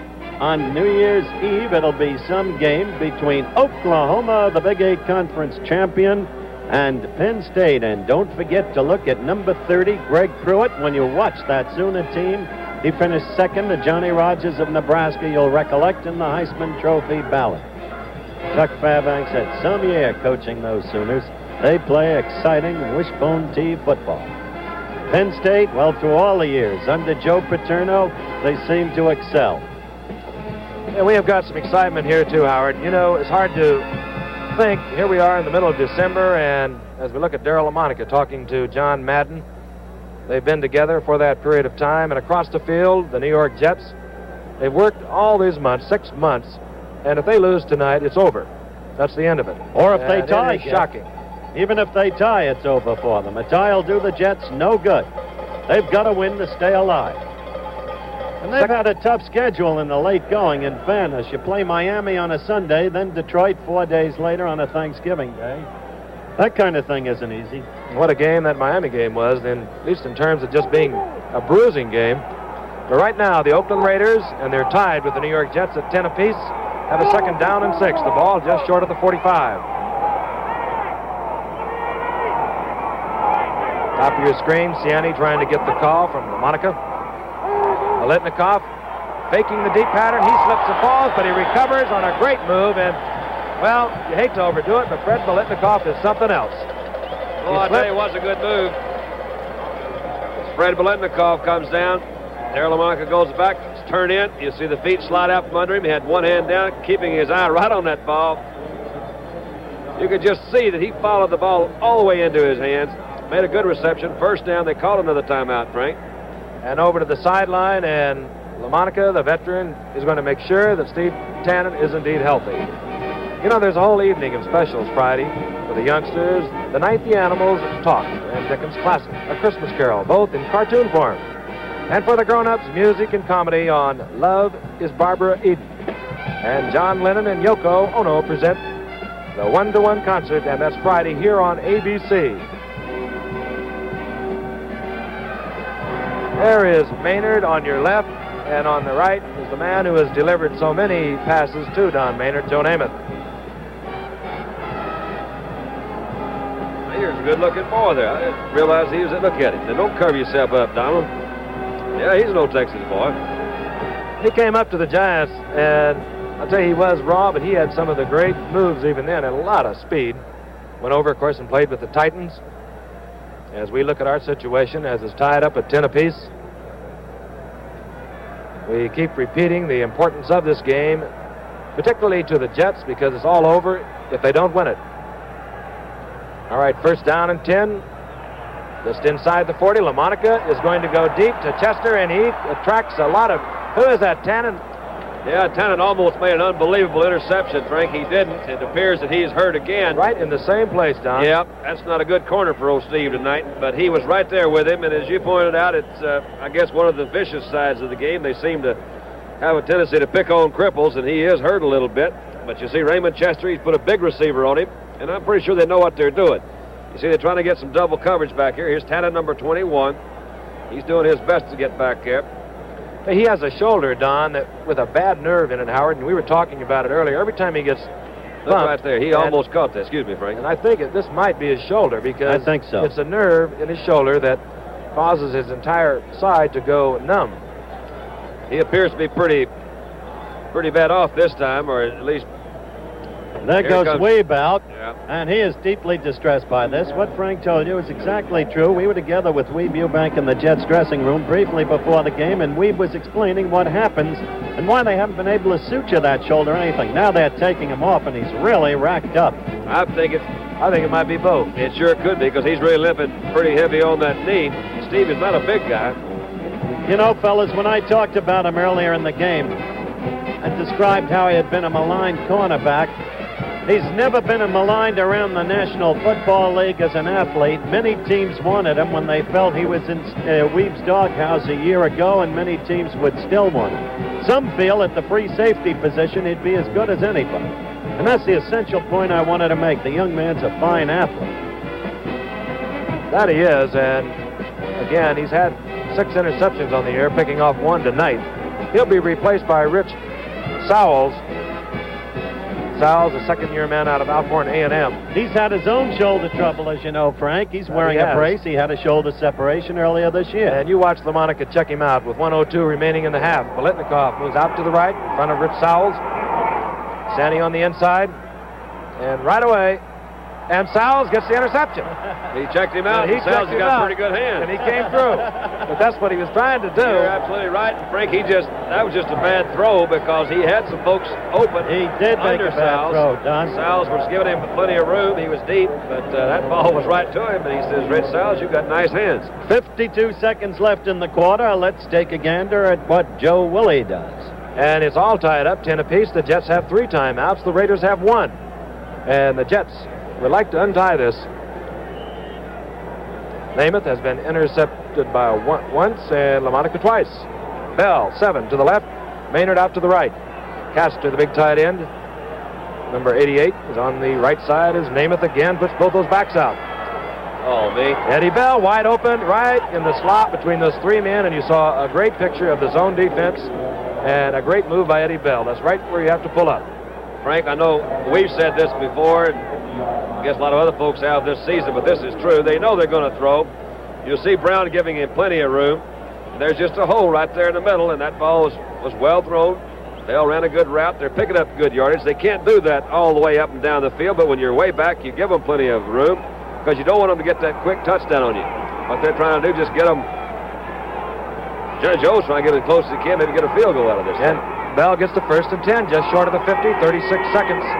Bell moving out of bounds, killing the clock. Both backs out of the backfield again, and Namath with good time. And I'll tell you, he drilled that, and Eddie Bell, who only goes 5'10", just could not quite get his fingers on it. Namath couldn't resist. He looked first over to Boozer, who was wide open, who might have given him the first down. Now you're saying only Eddie Bell. He couldn't resist. He knew he could hit Eddie. Yeah, that's what hit Rich Castor in the chest.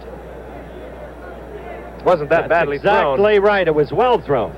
And he wanted the big yardage and maybe the touchdown if he could grab it off. Otherwise, he had Emerson. You saw him look to his left briefly during the course of the play where Boozer was at the left sideline. It's 2nd down now and 10. 6 seconds used. Now 30 seconds remaining in the half. Again, all tied up. The Jets and the Oakland Raiders at 10 apiece. Harkey. And he just gets back to the line of scrimmage. And if you wonder why you do that, you have to do it now and then. Otherwise, that defensive front four can just completely disregard the run and come from all angles. Namath uses one of his timeouts. He'll go to the sideline. Jeff, I'm afraid to say this, but we've just had a report from the Jets bench that says this time it looks like Tannen is out for the night. However, we can expect at any time an update based upon it's the same knee injury apparently as earlier. Strained ligament in the right knee. But be prepared for a change at any moment. From the Goodyear Blimp Columbia, and we had a good look at Joe Namath. We're giving that Columbia really a workout tonight. Yeah, a lot of folks don't realize it, but that's 202,000 cubic feet of helium in there. Does it really? How many people? 22. And look at Arch Griffin give us that shot. It can go 30 miles per hour, Dandy. Its length is 199 feet, its height 60 feet, its width 48 feet. 202,000 cubic feet of helium. Well, that's a good shot of the two relative captains coming in. You saw Namath come back in from conferring with Weeb Eubank on a 3rd down and 10. The ball just at midfield. 26 seconds remaining, and you saw Dan Connors coming back from John Madden. Let's see what the two head coaches put together. Oh, out to the right goes Maynard, and out to the left is Eddie Bell, and the Jets just playing deep, but they keep their 4-3 alignment. Now they're in a 3-man front four. Intended for Harkey and almost picked off by Dan Connors. Dan Connors just about came up with that one. 21 seconds now remaining. And Steve O'Neill will come out. It's just out of range of Howfield. Nothing ventured, nothing gained, but had he hit Emerson Boozer over here on the sideline a while ago, he could have easily picked up 10 or 12 yards. They would have been in field goal range. That's correct. He just couldn't resist going for the big baby.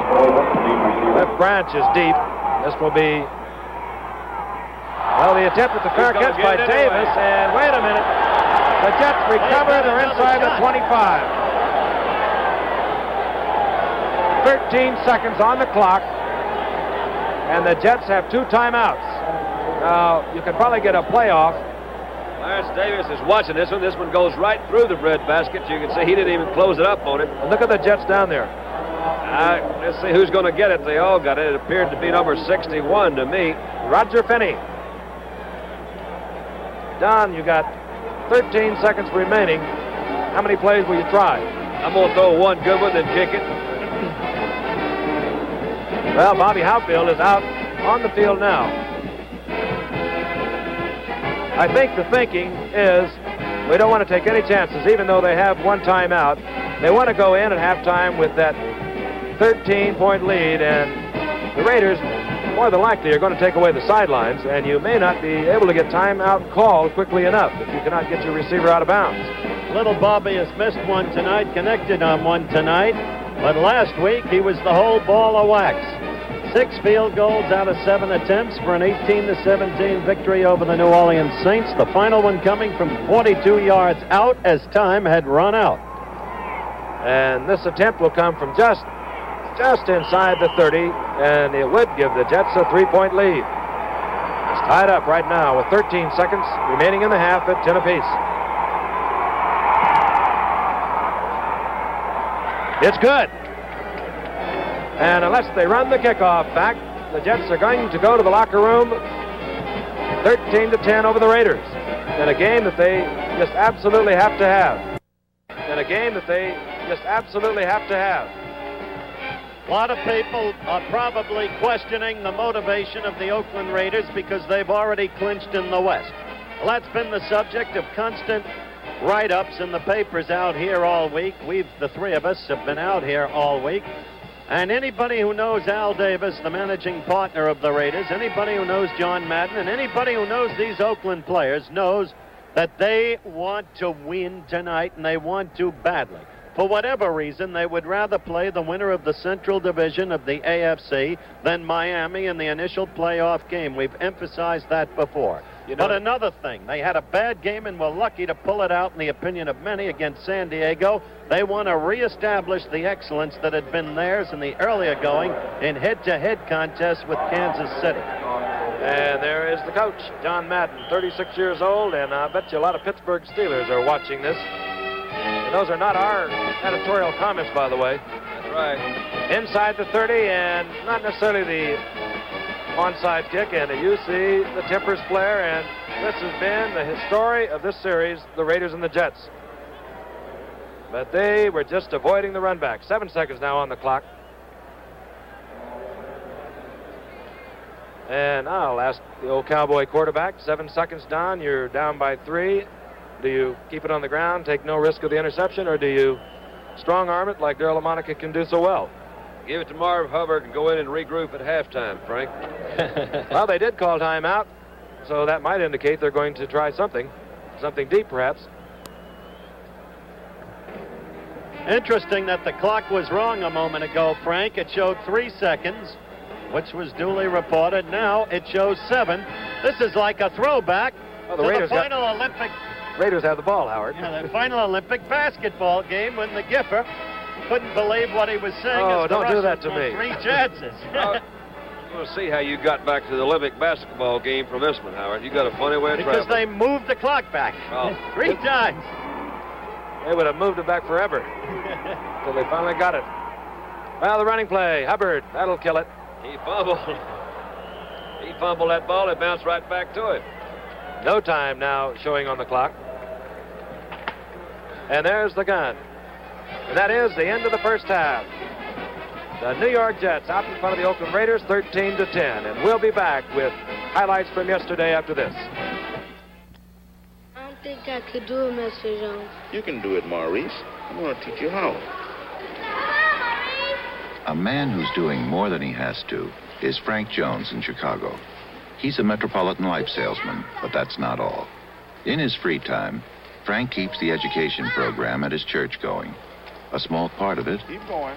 is roller skating. Let's try it again, Maurice. You'll also find Frank working with the day school, Sunday school, basketball team, and arts and crafts. Frank thinks this extra work is just as important as providing people with the life insurance they need. Watch your balance.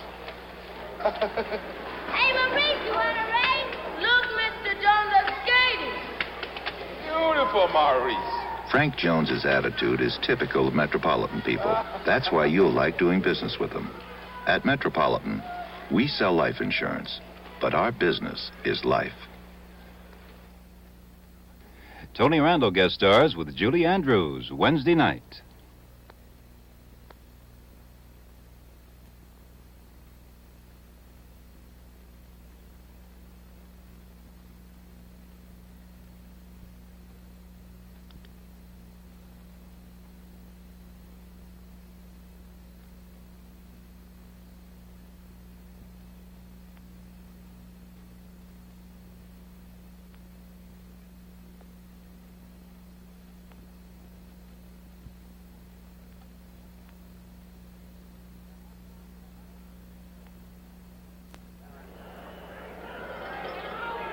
At halftime in Oakland, the New York Jets are out in front of the Raiders 13-10. And we'll be looking at highlights of the NFL games of the weekend in a few moments. But first, here's a progress report on the flight of Apollo 17 from Frank Reynolds at ABC News Space Headquarters. Welcome to Monday Night Moonwalking. You'll be interested to know the astronauts on the moon have just asked of Houston who's winning the football game. Gene Cernan and Jack Schmidt have been out on the surface of the moon for more than 3.5 hours now. All is well. The astronauts began their television show from the moon tonight by deploying their country's flag. But this flag has flown in the MOCR since Apollo 11. And we very proudly deploy it on the moon to stay for as long as it can in honor of all those people who have worked so hard to put us here and put every other crew here and to make the country, United States, and mankind something different than it was. The astronauts are more than halfway through their first moonwalk. They're still very busy. And here's Jules Bergman with a report on what they're doing right now. Frank, right now we're watching spacecraft Commander Gene Cernan up on the moon drilling a deep hole, a series of 8-foot deep holes for both a heat flow experiment to take the moon's temperature and to record neutron particle strikes on the moon's surface. Spacecraft lunar module co-pilot Jack Schmidt, just out of the frame, working some 400 feet from the LEM, has been planting microphones for the seismic profiling experiment, geophones, for explosive charges that'll be recorded, be exploded, and then recorded 3 days after they leave. Let's hear what they're doing. Okay. Right across the rover. Okay, you getting ready to take geophone photos or ALSA photos? I'm getting ready to enable the old geophone. Okay, I take it that means you've taken the geophone photos. Cernan's... Thank you, Jules. It certainly beats a marching band. This is Frank Reynolds at ABC Space Headquarters. Now back to the Oakland Coliseum and the New York Jets Oakland Raiders game and Howard Cosell. Thank you very much, Frank Reynolds, for that up-to-the-minute report on Apollo 17. We are back live at the Oakland Alameda County Coliseum after an exciting first half with Joe Namath and the New York Jets surprising the Oakland Raiders up to this point 13-10. But we look for a lot of action in the second half. Oakland, one of the top teams in football in second half action. Now to our weekly procedure of showing you halftime highlights from critical encounters over the preceding Sunday, and in this case Saturday too. We've jammed in 6 games for you. We are not showing the Pittsburgh game against Houston, their 9-3 victory, because time won't permit it. But our congratulations again to the Steelers for their victory. In the meantime, we pick up with the action, Cincinnati against Cleveland.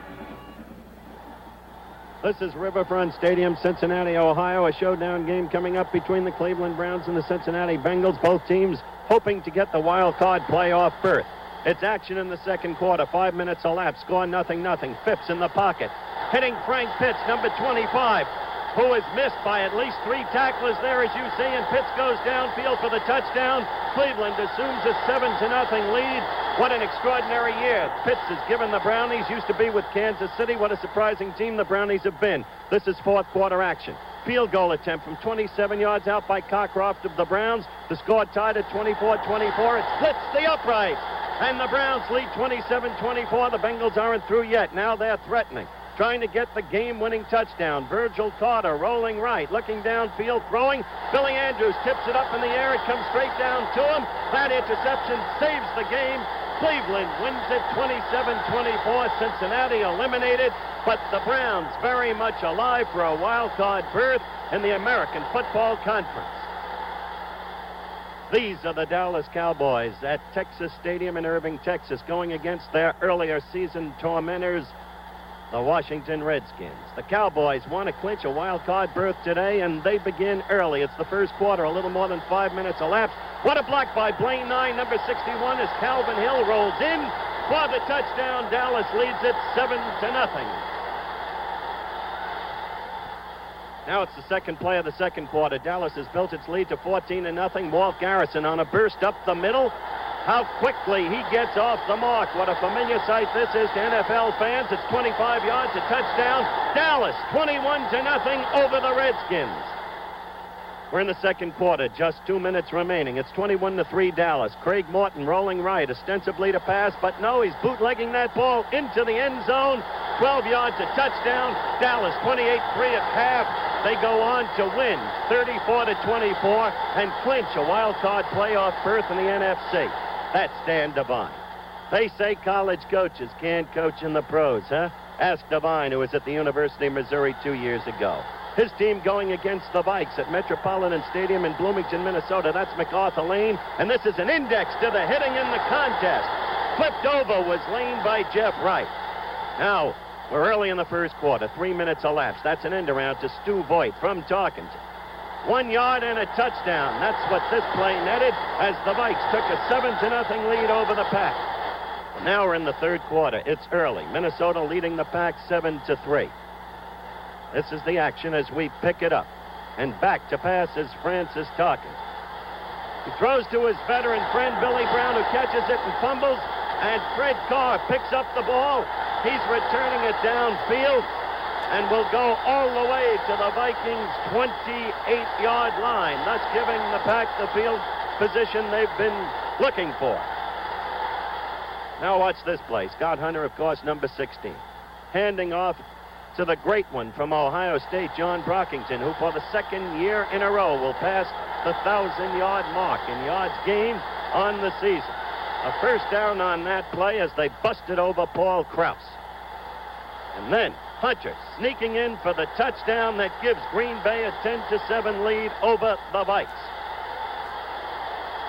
Oh, how this Green Bay team, young as it is, has come alive this season.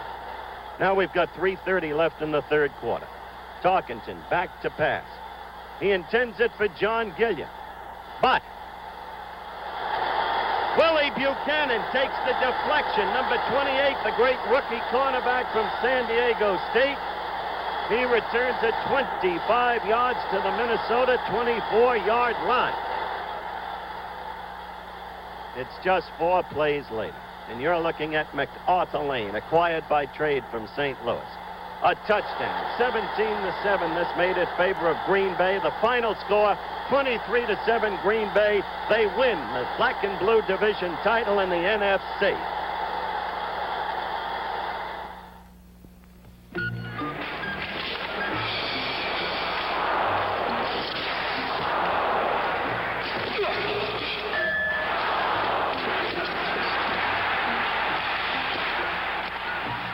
In the dull and commonplace occurrences of day-to-day living, one thing stands out as a completely unique experience. Colt 45 malt liquor.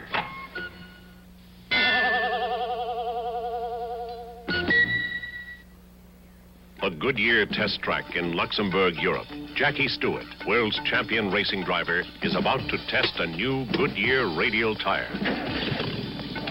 A custom wide tread radial, made in America for American cars. Goodyear has made radial tires for Europeans for 13 years. Now this knowledge has been put to work in building a new radial tire for American driving. The sidewalls flex. The tread stays firm for handling and long mileage. In addition to exceptional long wear, the Goodyear radial gives you a confident feeling of control on slippery roads, on curves, making sudden stops. The custom wide tread is a radial tire with a polyester cord body and 4 belts to hold the tread firm on the road. Only Goodyear has the custom wide tread radial, made in America for American cars. See your Goodyear man.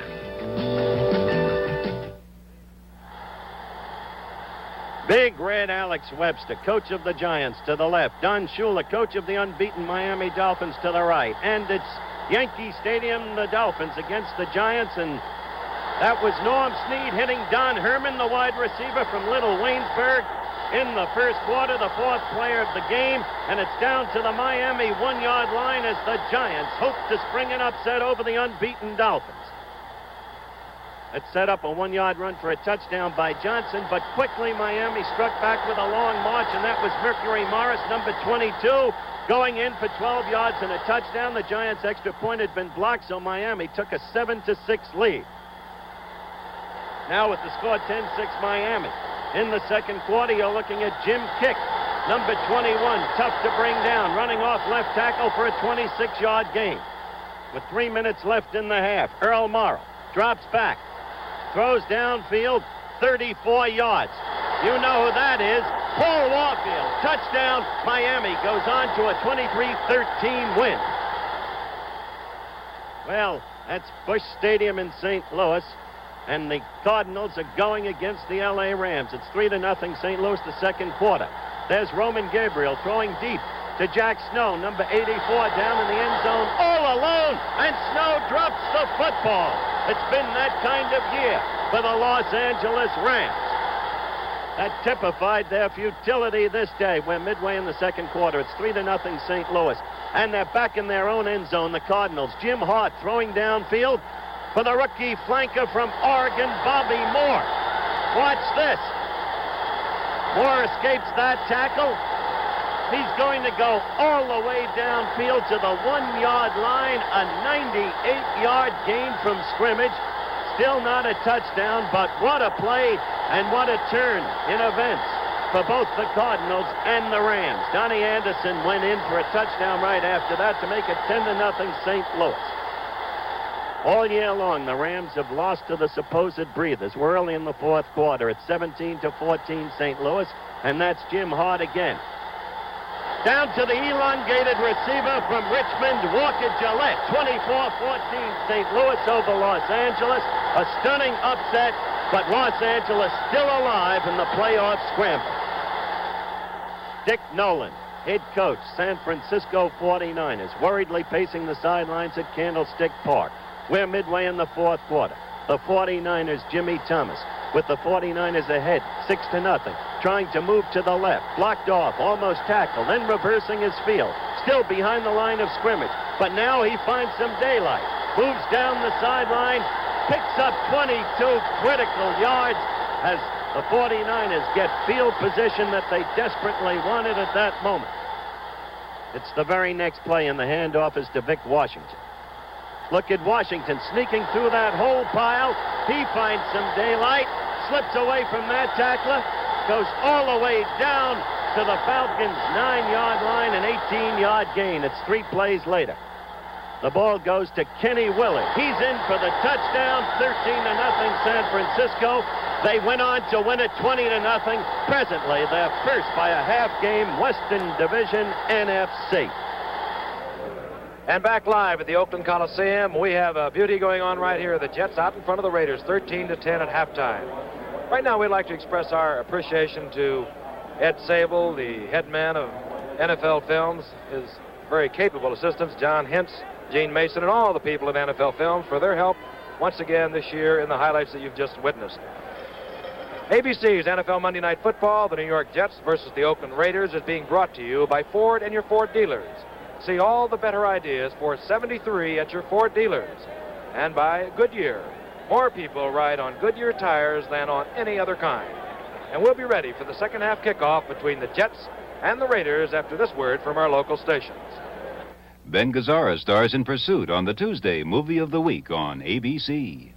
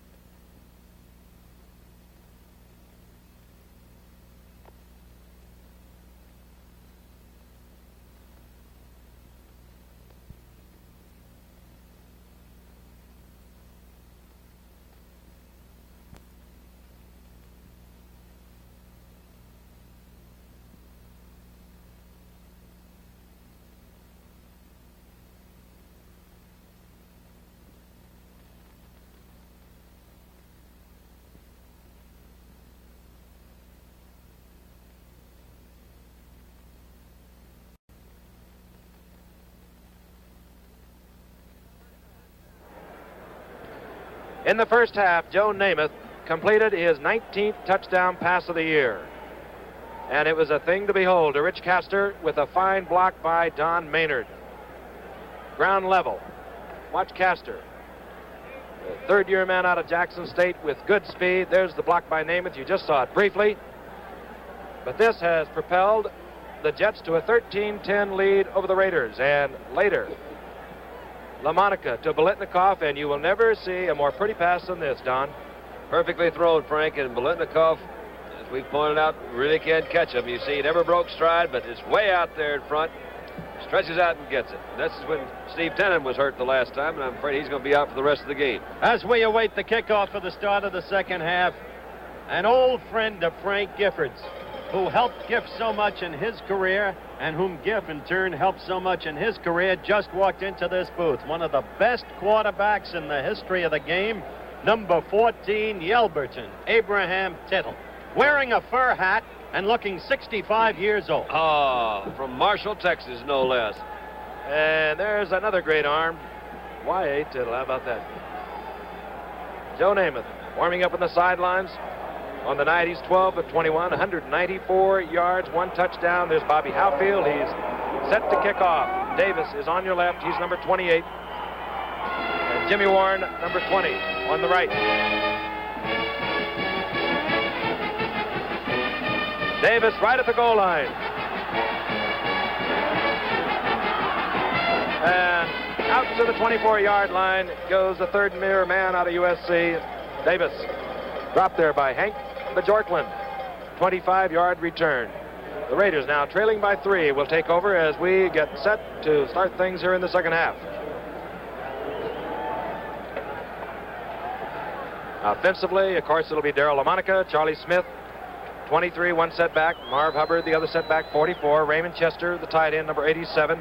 The wide receivers are Biletnikoff, 25, Ciani, 49. From the 24, this is Hubbard, who went over 1,000 yards tonight, rolling out to the 27-yard line. There are the statistics from the first half. As you see, Oakland trailing the Jets in total yardage. Time of possession, very close. Hubbard picks up 3. It'll be second down and 7. The ball at the 28-yard line. You won't believe this, folks, but Steve Tannen's back in. Come on now, Steve. Steve Tannen is there at quarterback. Told you there'd be an update. Tough man out of Florida. He's back at the left corner. This on second down. Here comes Charlie Smith, and Charlie Smith rolls out for yardage enough for the first down. Over the 30 to the 31, and here's our Steve Tannen, our third-year man out of Florida, leads the Jets in interceptions. He went down twice in the first half. As Dennis Lewin says, watch Smith pick his way through this hole. And let's watch Smith pick his way through this hole. Marv Hubbard, number 44, is blocking out there. And you got the entire offensive line by the Oakland Raiders. That's Gene Upshaw, Jim Otto, and George Beeler. And he picks up the first down. The ball just short of the 31-yard line of the Oakland Raiders. Just underway in the second half.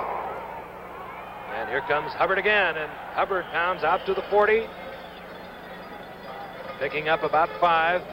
Now they're back to the ground game that they employed at the very opening of the evening's festivities when they marched down, got into field goal position, and took a quick 3-0 lead. George Blanda kicking a very long one at that point, but Hubbard was chewing up yardage and passed the 1,000-yard mark for the year, as you know, during that first half.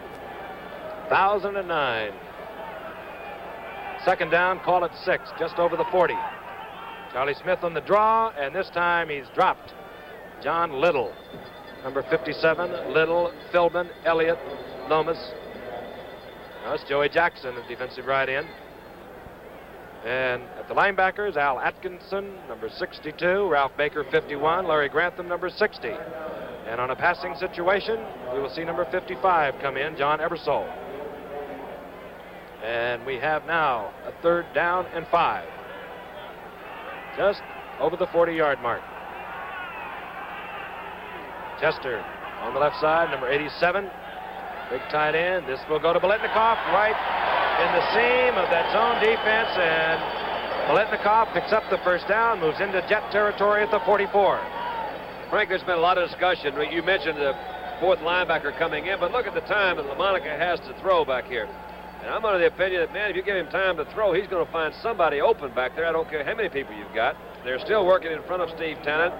And look at Steve, almost got that same knee hurt again. You can see him give to it. It's his right knee. They picked him up pretty good that time. Biletnikoff now 4 receptions, 78 yards. The Raiders moving on the Jets' 44-yard line. Here comes Charlie Smith, and Smith over the line of scrimmage gains about 2 to about the 42.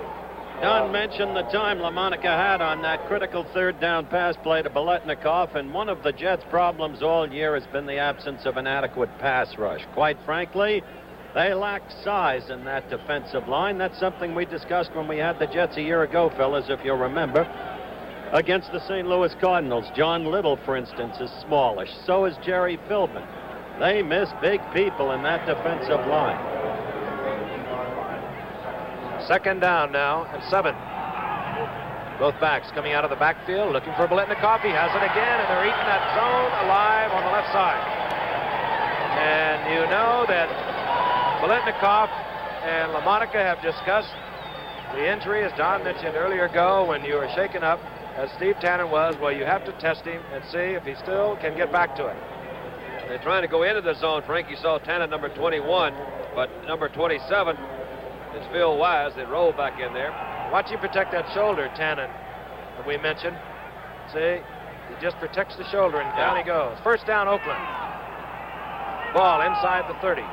First and 10. Here comes Charlie Smith. Phil Wise coming up, getting help from John Little. Wise 27, Little 57, and over there helping out was Mark Lomas. Well, Oakland has got something going. It remains to be seen how much. But remember what we told you in the first half, that this is a team 40 men deep. Terribly effective always in the second half, and usually particularly so in the final quarter. Al Davis is one of the shrewdest men in football. He knows how to put a team together, and he knows how to draft. Second down and 7. Ball resting at the 25-yard line. Charlie Smith finds a big hole. Inside the 20 goes Charlie Smith. Number 45, Early Thomas, saved a touchdown. First down, Oakland. 9 minutes, 4 seconds. Clock moving in the second half. The Jets out in front of the Raiders, 13-10. The Jets have got to win, or it's all over. 6 months of work down the drain. They have to win tonight. Next week, they have to meet Cleveland. This team has said that they would prefer to play in the warmer climate, and that would, of course, not be Miami. That's the team they would like to avoid, I'm sure. They're undefeated, and if they win tonight, they will not have to face Miami. This is Hubbard, and he breaks loose. He's inside the 10 to the 7. Mark it at the 8, Marv Hubbard. Jerry Philbin coming all the way over to make the stop. That offensive line opening big holes now. Jim Otto in the middle, double O. Beeler, 64, Upshaw, 63, the guards. Art Shell, 78, one tackle. Bob Brown, 76, the right tackle. The two coaches, Madden first, and this is Eubank. Second down and 1. The ball at the 8. Hubbard behind Otto and Beeler. All the way down inside the 5. He'll be at the 3. Marv Hubbard. If they're just storming through that Jets defensive line as if they're not there. They're off that mark fast. 81 yards now for Hubbard. You can just see him, as was pointed out. That's Ferris Sophos, the first guy that picks him up, and he's the safety. That gives you an idea of what kind of holes they are opening up there. 63 was Upshaw, and he did a fine job against John Elliott. On first down and goal, Hubbard gets the call again. He'll be very close to the touchdown. Jets in their goal line defense. Number 71 is John Mooring. Lomas is in, number 84. Philbin, 81. As they unpile at the 2. It's Joey Jackson, Frank, who also just came in, number 86. He's down at the bottom of that pile, too. Atkinson, the middle linebacker, is the guy they depend on to hit at that line of scrimmage and push him back. These defensive line are trying to dig in there. Marv Hubbard's coming out. And Pete Banaszak goes in. We told you that Hubbard went over 1,000. The ball placed now at the 1. Smith gets the call. Touchdown, Oakland. Oakland regaining the lead. 14 plays. And one pass to Fred Biletnikoff, the rest of it on the ground. But just one pass. Let's look at Smith now, because Atkinson was arguing that he wasn't over. Now, if any part of that ball was over while he was in the air, and there he lands over, so there could be no argument. That time, LaMonica used just that one third down pass to Biletnikoff, but stayed with his ground game, and it paid off. George Blanda for the conversion. And it's good. The Raiders moving out in front of the New York Jets, 17-13 on the toe of the senior citizen of pro football, George Blanda. Jaguar XJ6 sedan, a truly well-made luxury car for around $9,000. The new 1973 Ford LTD Brougham, a truly quiet luxury car priced thousands less. Quiet is the sound of a well-made car. The Jaguar's a bit more powerful, of course. Well, you'd expect that for the money. Four-wheel power disc brakes, cut pile carpeting. The LTD, front power disc brakes, cut pile carpeting too. Power steering, automatic transmission. Standard here too. Power window option. In LTD too, plus a power mini vent. You can have a reclining seat in the LTD.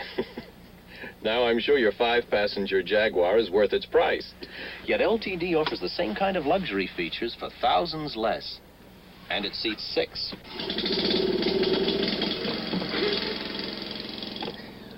Ford LTD, where quiet is the sound of a well-made car. See it.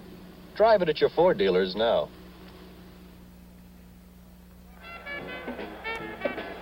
The story with 6:54 remaining in the third quarter. The Raiders in front of the Jets, 17-13. Set to kick off, Jerry DePoster. Deep, number 40 is Hank Bajorklin. Chris Farasopoulos on the right, number 19. Jerry DePoster. Raiders got out in front early tonight. The toe of George Blanda, 46 yards out, he hit. DePoster kicks to Farasopoulos. He should be able to run it. And over the 20 to the 23 goes Farasopoulos. He's dropped there by Jeff Queen. 24-yard return. We told you the Raiders got off first, and then Namath, after a 15-yard penalty on a 3rd and 21, hit Rich Castor for 50 yards to make it 7-3 Jets. Then in the second quarter, Biletnikoff caught a pass from LaMonica that made it 10-7. Howfield kicked a field goal for New York that made it 10-7. It's 13-10 at halftime on another Howfield field goal. And LaMonica has just taken the Raiders all the way. They now have the lead 17-13. And it's 1st and 10. The New York Jets, they're at their own 23. And Harkey goes nowhere. Connors moving in along with Manny Sistrunk. Otis Sistrunk. Well, Namath is just going to, he threw 21 passes in the first half, and he's just going to have to throw and throw and throw because their ground game is gone without Riggins and without McLean. Emerson Boozer is giving it everything he's got, but he's a little rusty. He's been out 2 weeks. And Oakland did what it wanted to do, and it did it its way in that drive downfield because they took up more than 8 minutes in controlling that football, old-time Green Bay football. Harkey just back to the line of scrimmage, 2nd down and 10. Namath circling both backs out, going out to Eddie Bell, and it pops right off his shoulder pads. Again, you don't take your eyes off it until you can read the label. You're right. He was looking to run with the football even as he was catching it. Namath obviously unhappy about that, but a professional. You watch, he won't say a thing. Nope, he'll survive. He knows how much it hurts. He said an awful lot with those eyes right there that he's looking at. You don't soulful, Don. Soulful eyes. I'll tell you what he's saying. As we're looking now at 3rd and 10, he knows that 6 months looks like it could go down the drain. However, they're only 4 down. We told you the Jets have got to win. They have to win next week against Cleveland, and they can be assured of an AFC wild card playoff spot. 3rd and 10 now from the 23. Namath flooding backs right now. The open man is Harkey. He gets the first down, and he gets out to the 40-yard line, the 41. George Atkinson made the stop. All right, take a look. We've got a picture of the zone here. You see the guys rolled up over the top of the screen. They're blocking it. Here comes Harkey at the top of your screen there. He's going to flip a little swing past it. Now here's a good picture of the zone. You see the 3 deep men and the linebackers in the short area there. Namath read the zone very well, came back to his running back, Harkey, picked up a first down. That was a big one there. It was, and it was Harkey's best play of the night. Give him full credit for it. Just over the 40, first down, Jets.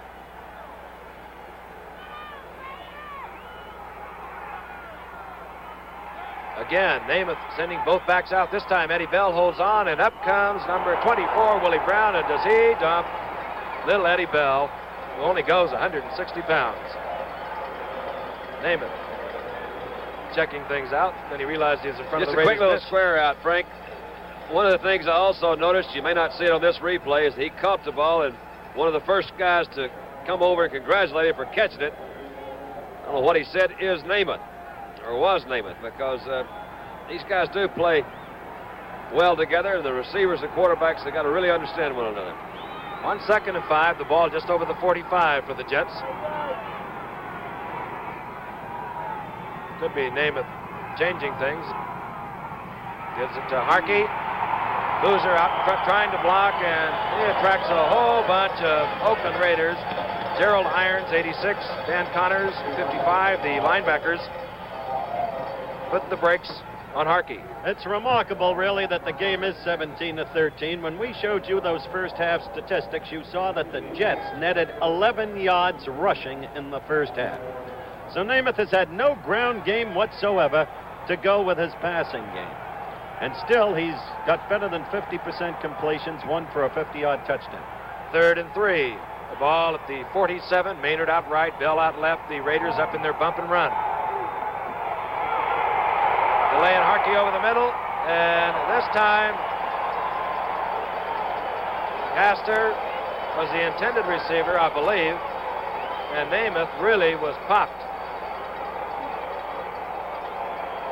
Was John Spitt was one of the first ones back. He was complaining to that referee. He says, man, he hit my man late.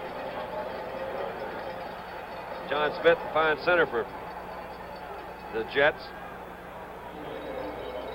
Okay, coming on is Steve O'Neill. The Jets will have to turn it over to the Raiders, and they came out at halftime and they were smoking. They took it all the way in, 76 yards. O'Neill kicking deep. Cliff Branch is back deep. This one will bounce. It will take a jet bounce and inside the 10. And will be marked dead at the 9-yard line. 44-yard punt by O'Neill. And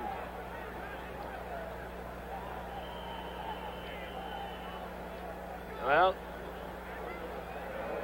apparently, I think one of the Jets touched it by a jet, and of course that kills the punt. I think that's what it was, Frank.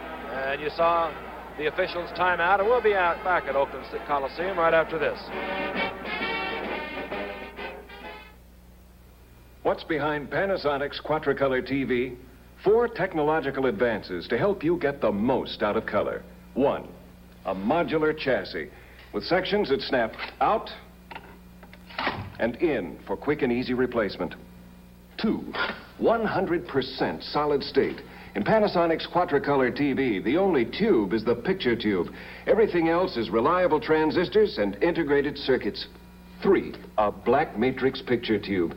Each little color dot is surrounded by black. This makes color sharper and more vivid.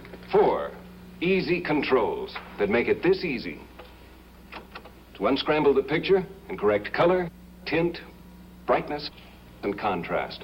To help you remember these 4 technological advances, Panasonic named it Quatricolor, a name that stands for our latest development in color TV.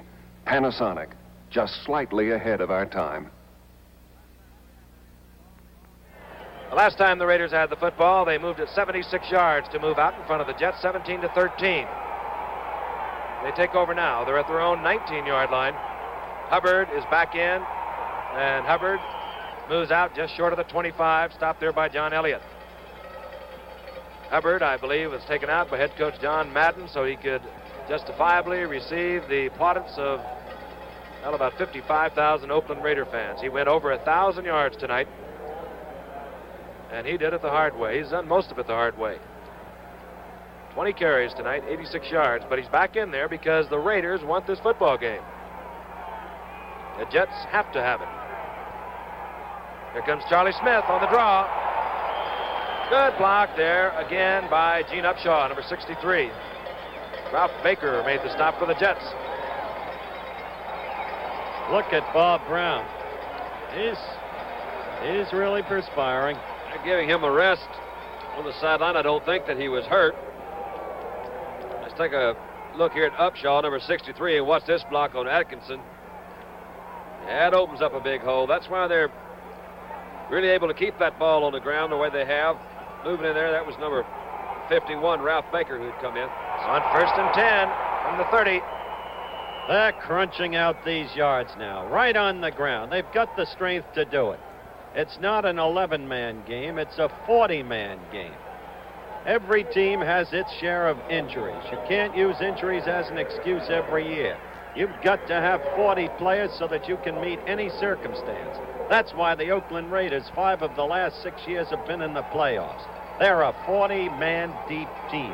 Charlie Smith gets 4. It'll be 2nd down and 6. The ball at the 34. Seiler has come in for Bob Brown, a right tackle for the Raiders, as we watch Hubbard come very close to another 1st down. And this is what has hurt the Jets all year long, as Howard has mentioned, the ball control of the opposition. Namath has had a good year. He's been accused of being conservative. Well, most conservative quarterbacks are conservative now with such a predominance of zone defense. He's also thrown 19 touchdown passes on the year. And he's put more points on the board than any team in the league except for the unbeaten Miami Dolphins. The problem has been getting the ball back. 3rd down and 2. The ball at the 38. And Hubbard, he'll be very close.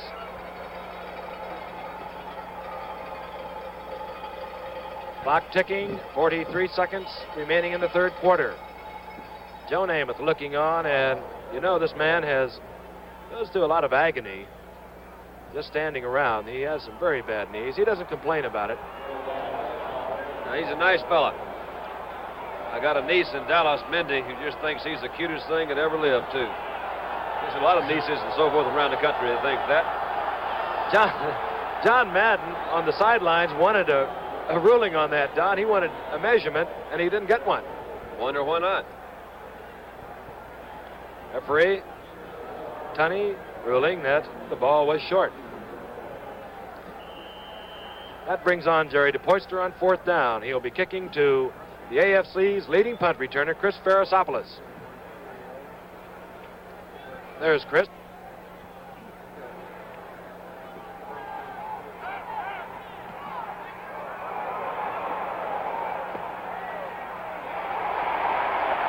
Flag goes down.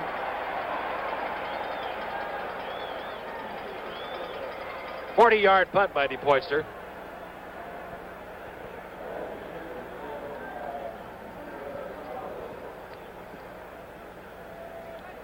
Well, you're going to see everyone gathering around here.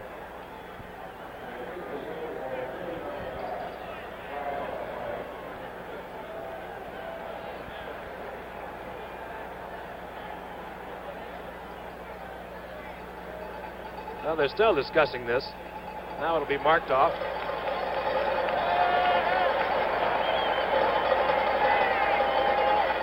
Jim Tunney.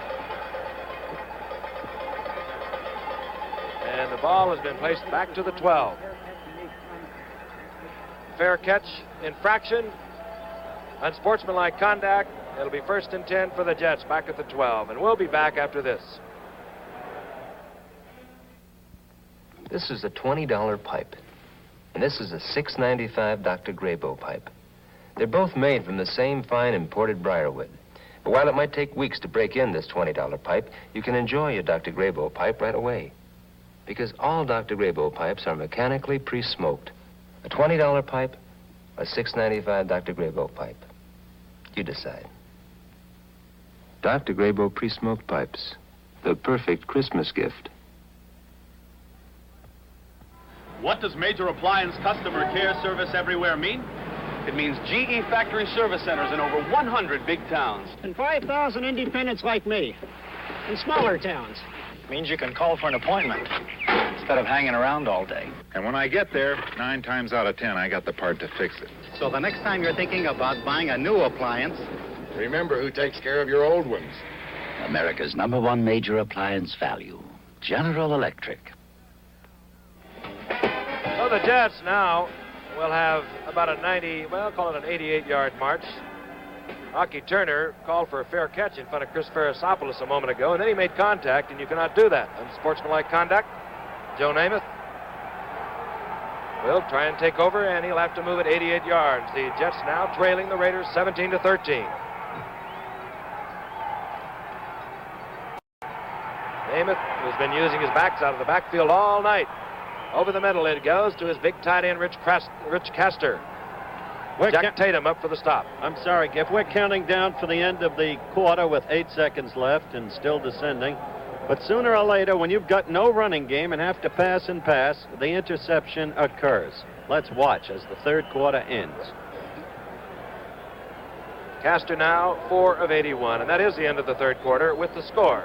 The Raiders 17, the Jets 13, and we'll return after this word from our local stations. Watch the newest laugh riot of the season. Temperatures rising tomorrow.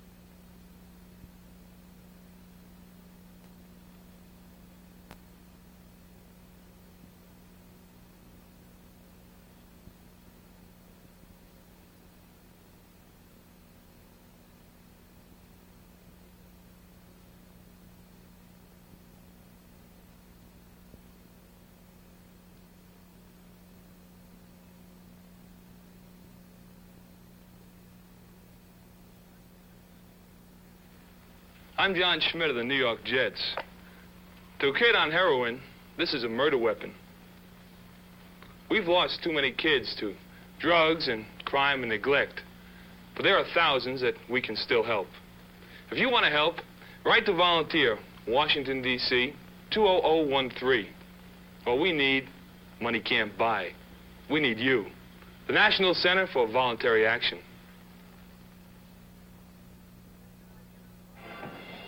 The preceding announcement was brought to you as a public service on behalf of the National Football League. Joe Namath, statistics, 15-26, 227, 1 touchdown. But the Jets only had the football 7 plays in the third quarter. And they trailed 17-13 in a game that they must win. They're still in it. Both backs circling out.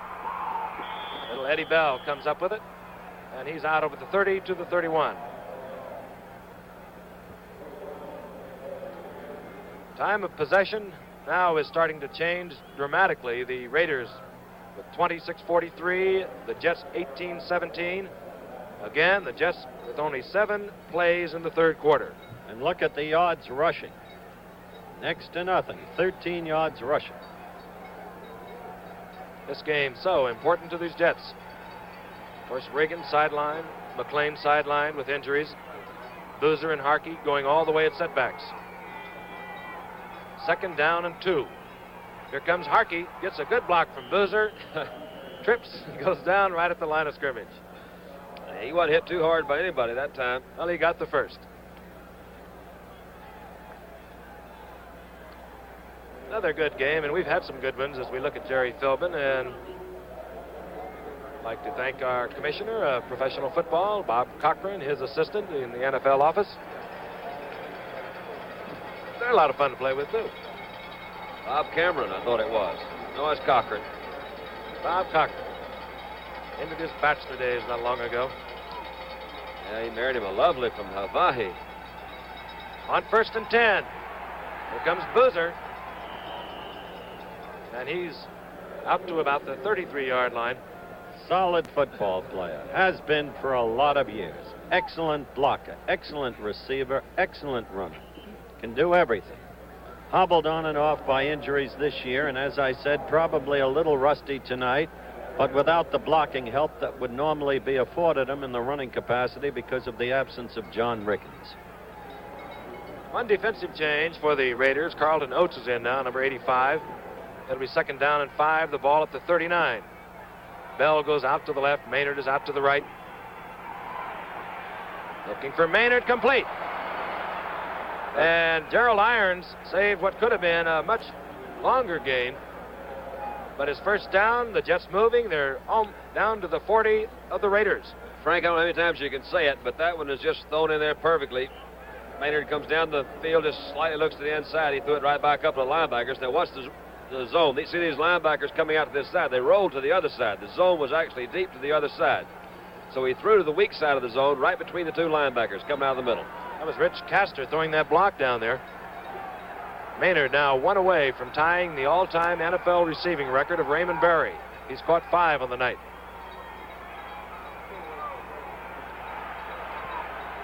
Looking for Maynard, complete. That's it. That inside the 25 to the 22. What a night that veteran is having. In his 14th year out of Texas Western. All right. See him just come up to the outside. Looks to me the zone's on this side. This time, that's Tatum, number 31, getting over a little bit late. He catches it, goes out of bounds. Here's the zone. You see Nehemiah Wilson roll up over here. This is not an easy move he makes either, Don. He turns completely around. He really does.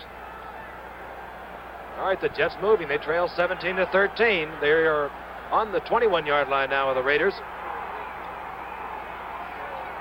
The Raiders, who came out smoking in the second half, have eased up somewhat as Namath is still picking away. This is Boozer, and they just can't run. They're not running at all tonight. Nothing. But you have to try it every now and then just to keep that defensive pass rush honest. We've got 12:44 left to go in the football game. It's Oakland 17, the Jets 13, as you know. It's been a good football game. Surprisingly good in view of the fact that Namath has had to pass and pass and pass and pass. And now here he is trying to strike again to overtake the current 4-point Raider lead. It's easy when you're from New York to be accused of being partial to this young man. Nothing of the sort. He is a pro. It'll be 2nd down and 11. Namath, 18 of 29, 275 yards, and that 1 touchdown. The end around to the tight end, Rich Castor. There's a flag is down right in the middle, and don't speculate, but that generally involves holding. There it is. You can see the Jets complaining, but it happens to this team again and again and again. They must have called it against John Schmidt, number 52. And Namath, who, as we told you, was not feeling well before the game. He's a fiery quarterback. That's the break that Oakland needed. Referee Jim Tunney indicates the holding. The ball now moved all the way back to the 37-yard line. It might be the break the Jets need. You know what, Howard? Fire them up? Well, no, they get down there, they might start thinking about running. Out here, he's going to have to think about passing, and that's where they got to get it. Well, the last time they got a 15-yard penalty, in their very next play, Namath hit Rich Castor for a 50-yard touchdown. That was way back in the second quarter. All right, Bell is left. Namath out, or rather Maynard out to the right. Harkey 36, Boozer 32, the setbacks. Comes Harkey. And Harkey getting back to the 35. Dropped there by Gerald Irons, number 86. Good night for Don Maynard. As we told you, he has tied the all-time receiving record held by Raymond Berry of 631 receptions. Raymond Berry from Paris, Texas, playing out of Southern Methodist University. What a classic he is. Really a nice man. Namath now with a big problem, 3rd and 24. He puts Maynard out to the right. He'll have to go deep. Castor, the tight end, a logical receiver on a deep pass over the middle, the bottom of your screen.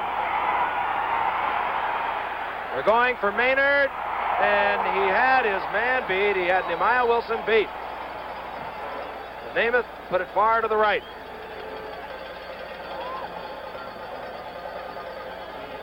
Frankie did have him beat. I Really don't know what the route called. Let's watch Maynard run this thing. He appears to be going to go deep. Nehemiah Wilson had him to the outside. He started to go inside. Joe threw it to the outside. I have a feeling that's where the pass was really intended.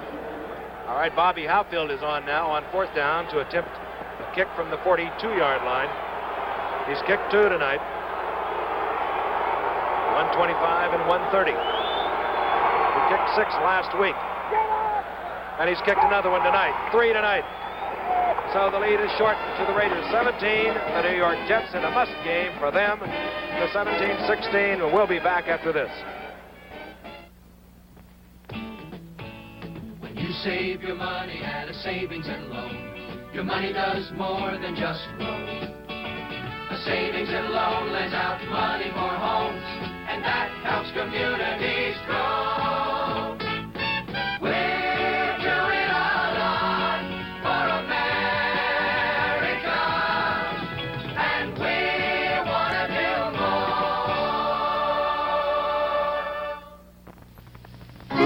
This is a 1973 gas tank. It's not much different from the old ones, but the car it comes in is different. So this year, most of the owner's manuals are recommending a 91 octane gasoline, like Gulftane Low Lead. It's the tank they recommend, and the price is right too. Gulftane costs even less than Gulf Regular.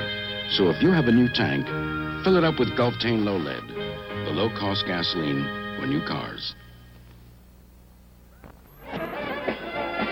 From the Goodyear Blimp, Columbia, you're looking at the Oakland Coliseum in Oakland, California. I guess you could call it the house that Al Davis built. And the Jets have shortened the lead of the Raiders 17-16. Field goal. Howfield, his 3rd of the night from 42 yards out. Howfield now set to kick off, originally discovered by the Kansas City Chiefs, then went to Denver, and now he's set to kick to number 20 Warren on your right, Clarence Davis on your left, 28. And this will be Clarence Davis from his own end zone. And now you see the fired up Jets, and you see what usually happens between the Raiders and the Jets. Tempers and occasional elbow flying around. Watch number 29, Turner. Rocky Turner's going to get knocked down here. He's going to get up and make the tackle. That was Banaszak, I believe, number 40 there. And then he comes on here. They've got some help in there. Those Jets are fired up. Clock moving. 11-5 remaining. 11 minutes, 5 seconds remaining in the game. Oakland takes over. 1st and 10 from their own 23. They'll work on the clock. This is Hubbard. And this time the Jets stop Hubbard, maybe with a yard. Joey Jackson, the big rookie from New Mexico State, the principal tackler. There's Bobby Howfield, who's become a belated hero for the New York Jets with his 6 field goals a week ago, his 3 tonight. Well, he's had some year. He was 23 of 31 coming in, and he's kicked 3 tonight. And he won the game over New Orleans last week on 6 field goals. Okay, it's 2nd down and 8. Draw play goes to Hubbard. There'll be trouble. And Hubbard getting close to the 1st down. Early Thomas made the stop. 102 yards now, Howard, for Marv Hubbard. Yeah, he's had a big night, and he's become a truly fine, powerful, impressive running back. The Jets' only chance is to contain this Oakland team. They have to get back that football. They can't even really give up a field goal, because the odds are that Namath, if they could contain Oakland, would get the Jets into field goal position again. He's had that kind of night. 18 out of 30, 275 yards, 1 touchdown. He leads the NFL in passing yardage by almost 600 yards more than John Hadle. And they would like to stop the Raiders at this point. 3rd down, less than a yard, 9:35 remaining. LaMonica switches up. Chester's wide open. He can run.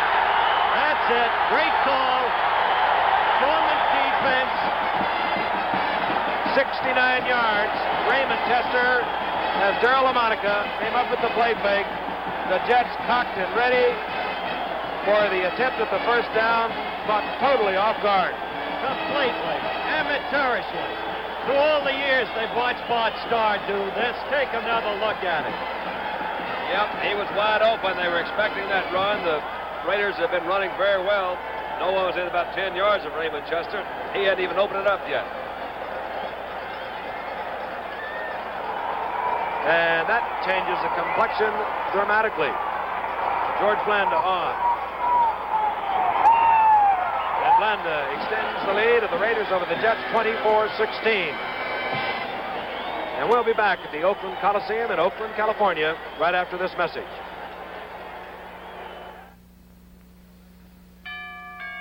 You know, nothing brings back the memories of Christmas like the great songs of Christmas. Some of the greatest are here in Goodyear's newest album, Christmas Is. 14 Christmas classics by outstanding artists of our time. Barbara Streisand, The Carpenters, Frank Sinatra, Joe Stafford, The Hillside Singers, Judy Garland, Tony Bennett. How'd he get in there? Andy Williams, the Mills Brothers, Doris Day, Vicky Carr, Patti Page, and Julie Andrews. Christmas is just $1.25 at your Goodyear service store and most Goodyear dealers. But you want to hurry, because this is one memory that won't last forever.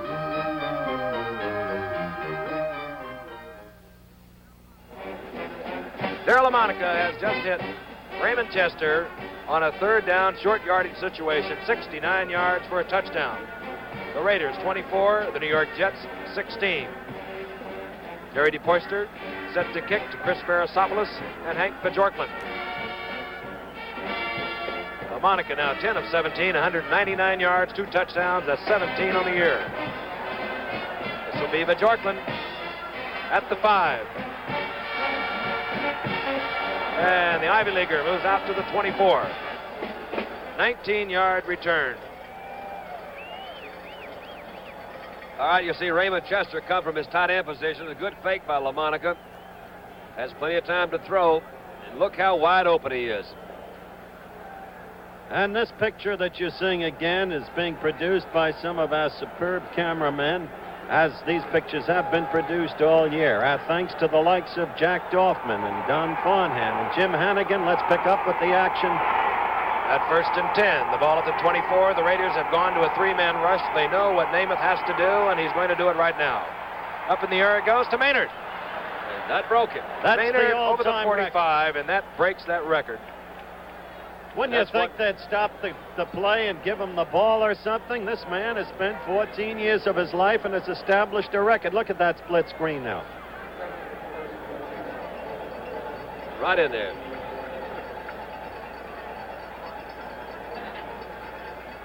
Maynard moving all the way out to the 46-yard line.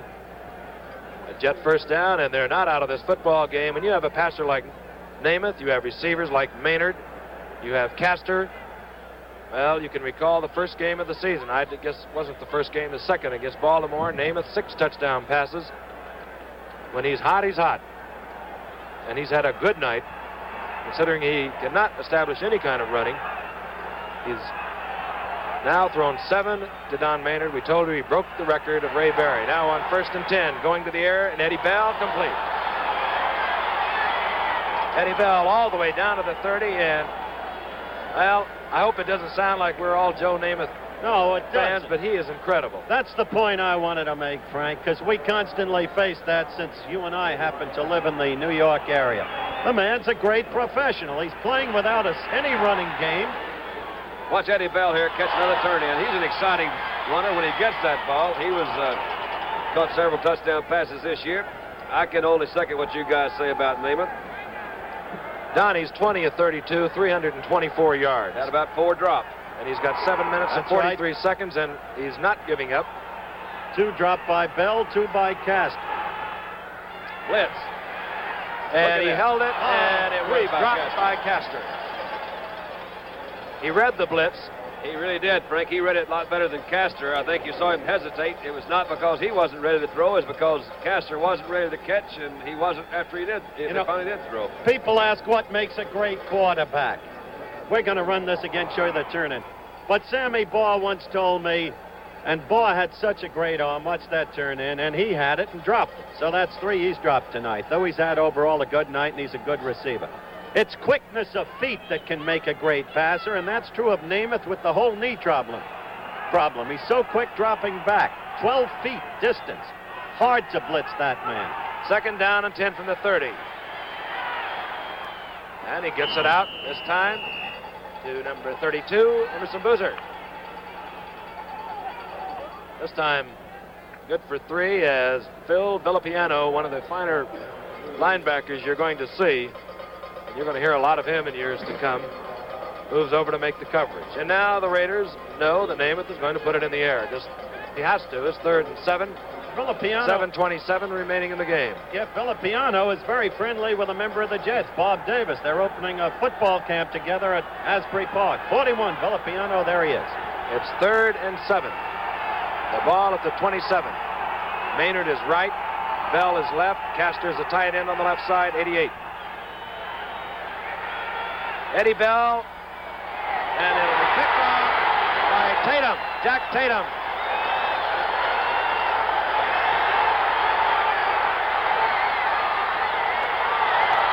Jack Tatum took it all the way down to the 43-yard line.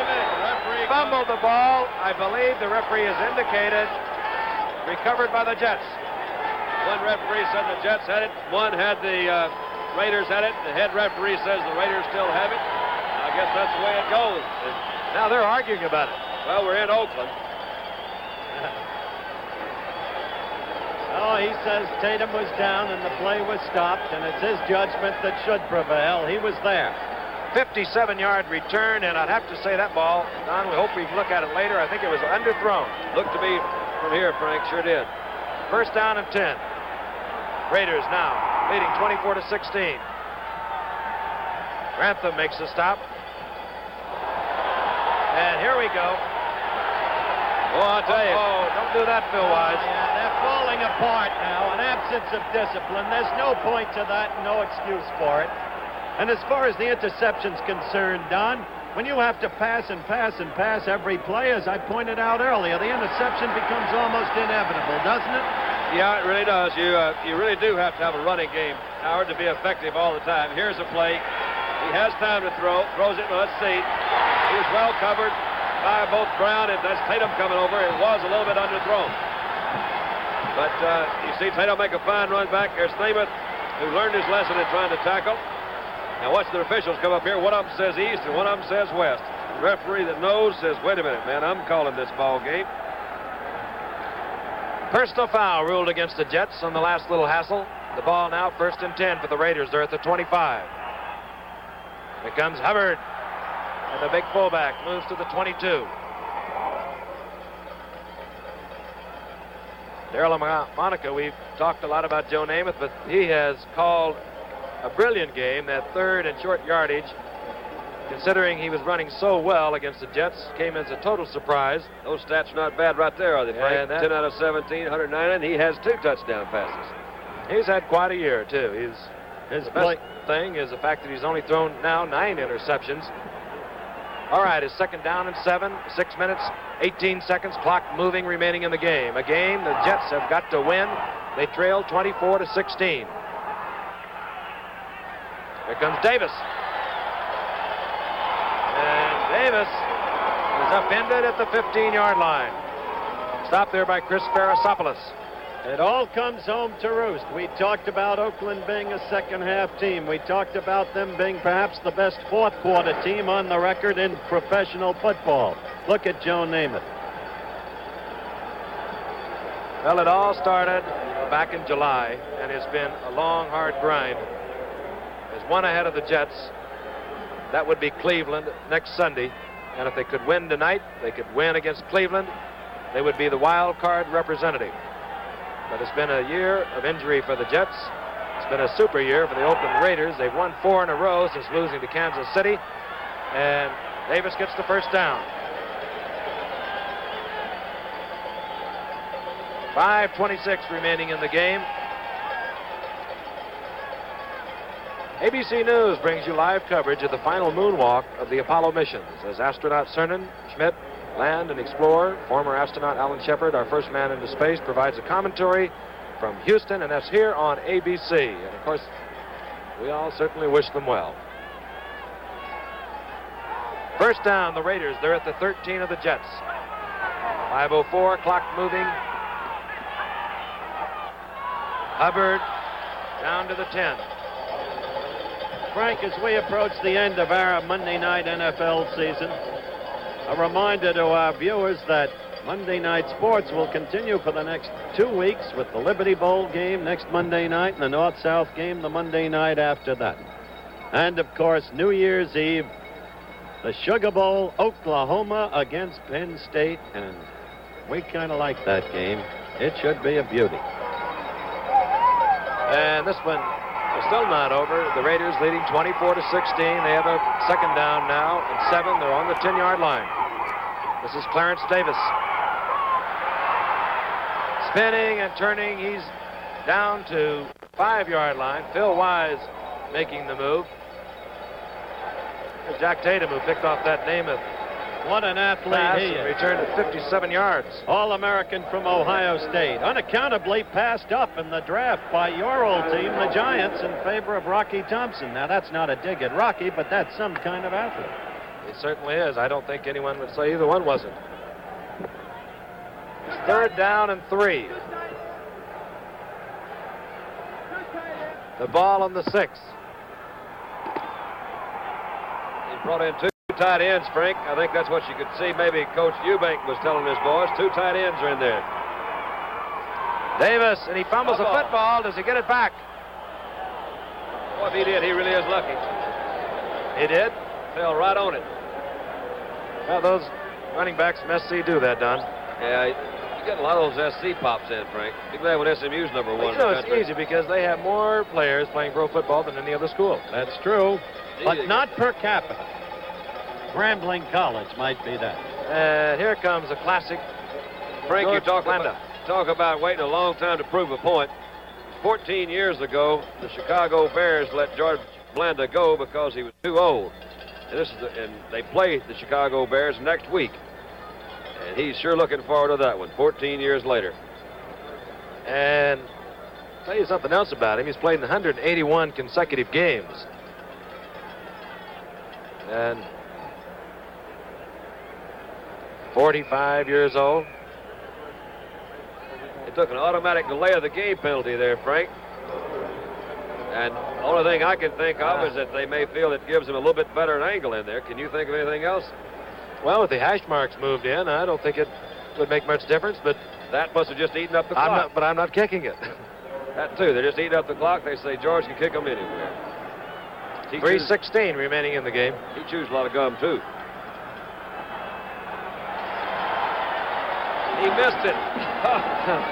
Well, maybe wish he had the 5 back. So the score remains the Raiders 24, the Jets 16, and we'll be back after this message. Now, there's a great new way to keep a man's hair in shape. New Max for Men, the man's hair dryer, designed by Gillette. With 500 watts of power to dry hair fast, plus a training brush to help smooth out unruly hair, plus a shaping comb to comb in fullness, give hair that natural look. Keep your hair in shape with Max for Men, with plenty of power to dry hair fast. New Max for Men, the man's hair dryer, designed by Gillette. Because Papermate knows how you write, they put a pump in the PowerPoint pen. So even at odd angles, on the worst surfaces, the Papermate pumps ink to the point, automatically as you write. So no matter where or what you have to write on, the Papermate PowerPoint keeps on writing smoothly, even when you wish it wouldn't. The Papermate PowerPoint, the pen that pumps the ink. Put a Papermate gift set in someone's stocking this Christmas.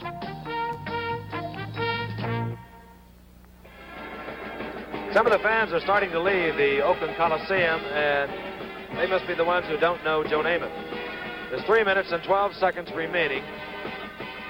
As you look at the rushing statistics, yeah, that's Hubbard, the story.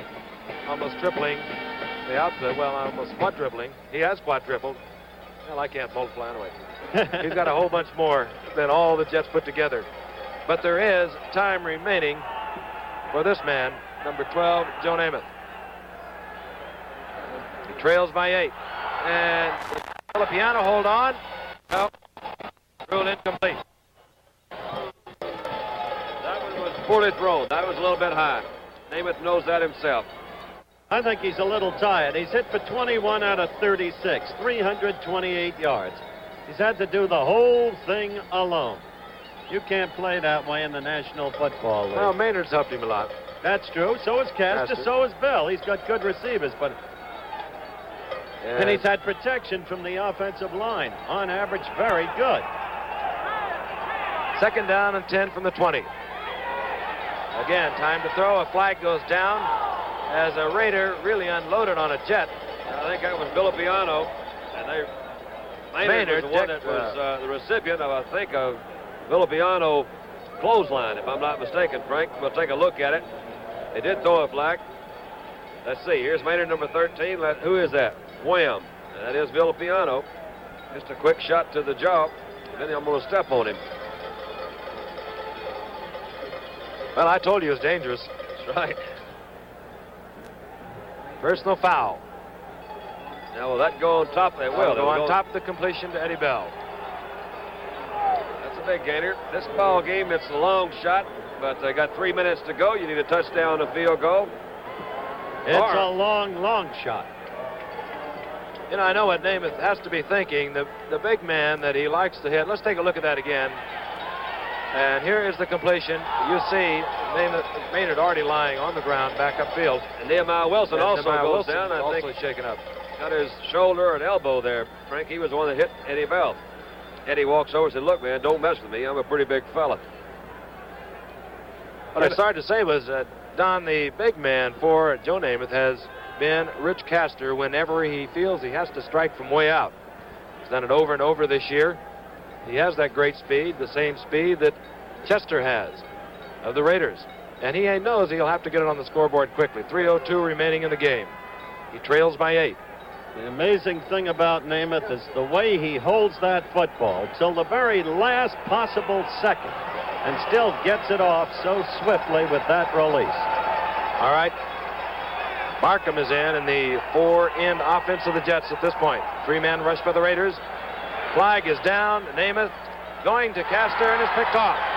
But hold on, the flag is down. I think the Raiders were offside, and I think the play will be called back. Jack Tatum made the interception downfield, but a Raider had jumped off sides, and it is being brought back.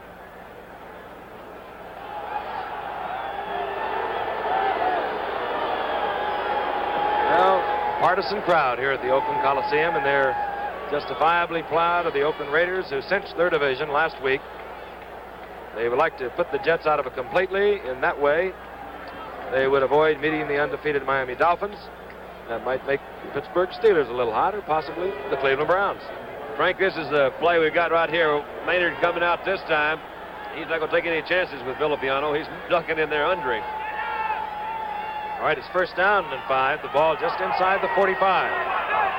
2:55 remaining in the game. Flags go down, complete to Eddie Bell. But again, the flags in the middle of the line of scrimmage. I think this is against Winston Hill, number 75, for holding. Appears to be in motion. Illegal procedure, Motion? Howard. Yep, I think he may have just maybe picked his hand up or something right before the snap of the ball. It was thrown early. I pre-called it, but I was watching Winston, and he was having trouble. Listen, let's face it, fellas. They could call holding on every play of every game if they wanted. Look at that Down statistic. remains the same, 1st and 10. Ball right at the 50, and boy, that's impressive.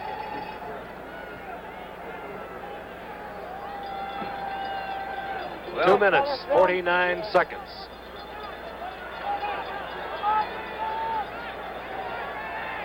Bell out to the left. Barkham comes out to the right. The tight end is Castor. Maynard, the top of your screen, is in the slot. Lone back, Harkey. Namath firing, and this time almost picked off. Gerald Irons, number 86, and almost picked it off, and Namath is shaken up. Namath is hurt. Watch the ball. It appeared it was almost intercepted. Turns back around. It did go right through the hands of number 86 for the Oakland Raiders, and that would be Gerald Irons. Namath appears to be... He just gestured to the bench and said that I want out. And, well, Bob Davis came onto the field. He's trying to walk it off. You can see his left knee, the sock down his left knee. That's where he has that really big knee brace. We'll take another shot of it. I think we can see him take a pretty good lick just after he throws it. Throws the ball right on his knee. Number 80, that was Toms, Art Toms, and he crumbles under. That's not an intentional move by Toms. That's one of the main ways that quarterbacks get their knees or ankles hurt. Guys are being blocked, and the momentum of the block just throws them right in there. The quarterback is planted his feet to throw and trying to push off of it, so he has them kind of set. Then you roll into them, and the knees and ankles can pop pretty good. He's 22 of 38, 343 yards, and they'll take no chances. Bob Davis comes in. And this crowd is going to applaud Joe Namath. Quite a sporting gesture on the fans of part of the Oakland Raiders. Their fans are giving him a standing ovation. Hey, that's something, isn't it? It is. He rates it. Okay, Bob Davis hasn't played much this year. 8 attempts, 5 completions. He was 40% last year filling in for Namath. He has a job cut out, and this time he goes down. He was trying to go deep, did not have time. Racing in there was Otis Sistrunk, number 60. A lot has been said about the psychological advantage of having a Joe Namath, and I'm not really causing this criticism of anyone, but there's got to be a letdown. These guys know that, they're really in trouble. You can see going back here, Davis is getting set to throw, and I believe it's Toms again. Sistrunk, up that's number 60 instead of 80. But it's just hard for the offensive line to stay up. They work really hard for Namath. They know how precarious his knees are and how much they need to protect him. You can see Joe on the sideline trying to get himself warmed up to see if he could possibly go back in. Davis now with a 3rd and 10, the 6-year veteran out of Virginia. And he is going to get the wide out Oakland pass rush. They know he has to go to the air. And in and out of the hands. Incomplete. Little Bobby Bell, or rather Eddie Bell, could not hold on. And Davis upset. Clock showing 2:34. Look who's coming back. And Joe Namath is coming back in. And very dejected, Bob Davis walks off. But on 4th down, Namath comes in. He has 2:34. And if he does not get the first down, he'll turn it over to the Oakland Raiders. Barkham goes out to the left. Castor out to the left. Bell and Maynard, the other 2 receivers in the 4-receiver offense, out to the right. From midfield, 4th and 10, this could be the ball game.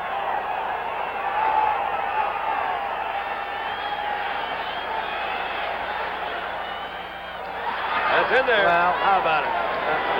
Complete down to the 36-yard line is complete to, I believe, Barkham.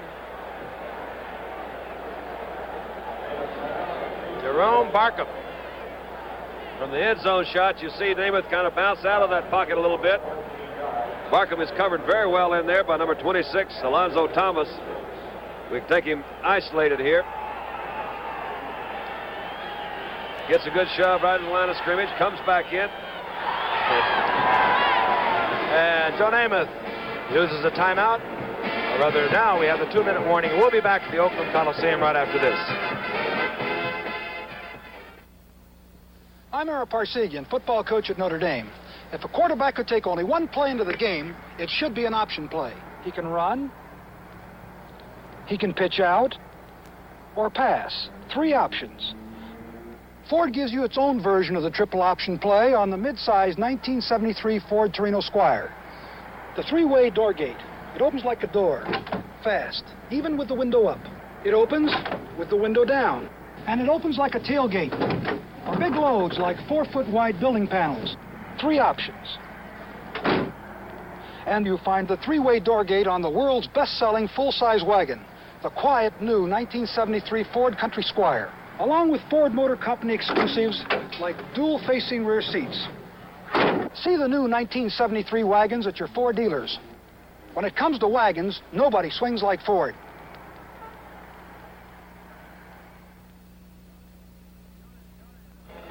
Joe Namath went out of the ball game. He came back in on 4th and 10, completed a pass for a first down to Jerome Barkham.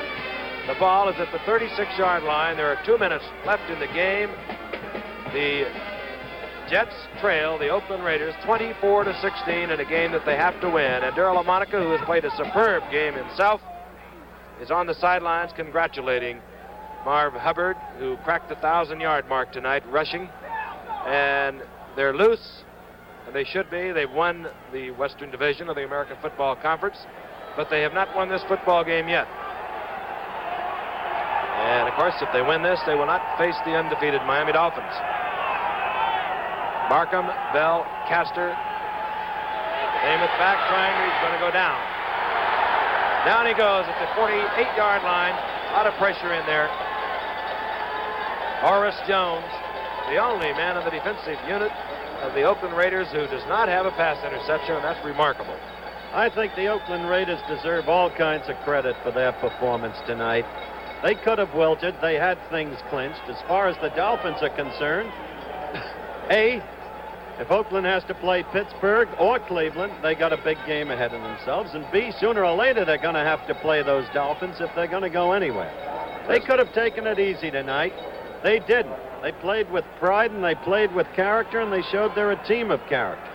This means Coach Nick Scorch's Cleveland Browns are going to be in there. Is that right? Yep.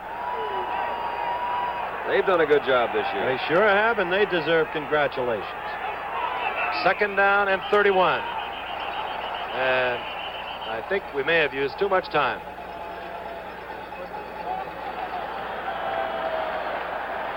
All right. That's the call. And Namath is unhappy.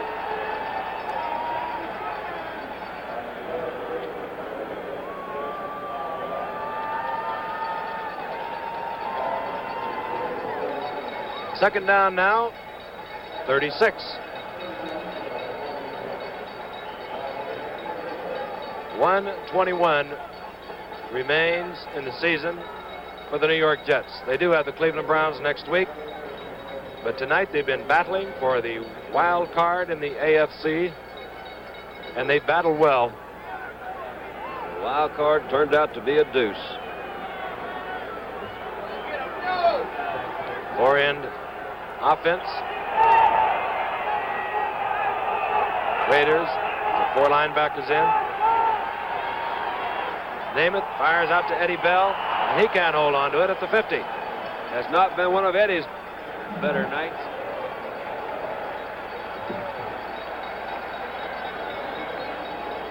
And another flag goes down. Things really deteriorating now. Minute 15 left. Eddie Bell shaken up. Minute 15 left of our season, fellas, and a lot of people. Let's watch Eddie on this play as Weeb Eubank runs out to see what his condition is. Willie Brown is the tackler. And Willie is some one-on-one tackler. So is Tatum.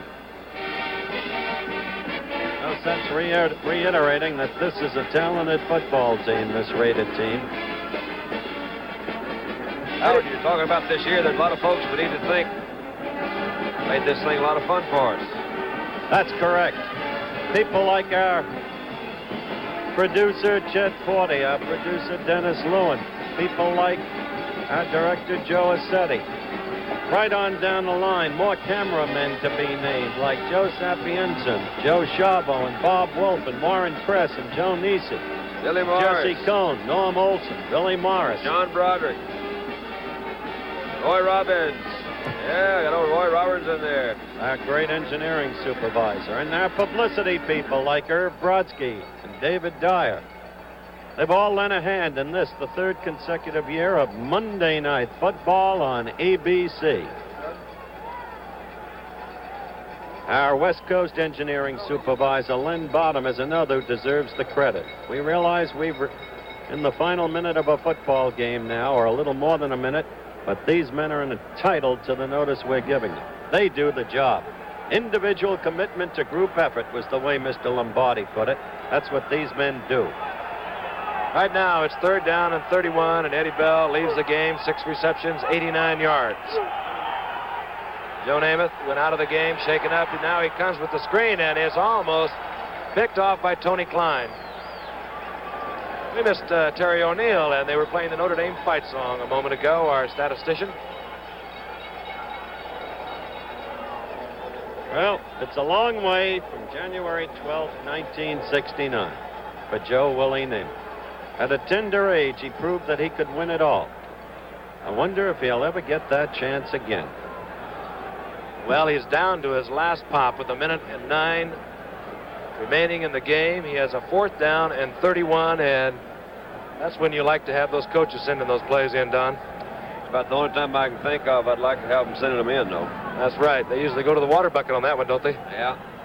They have a way of looking at the other way or at the clock or something. 4th and 31. The ball just short of the 45 of the Jets.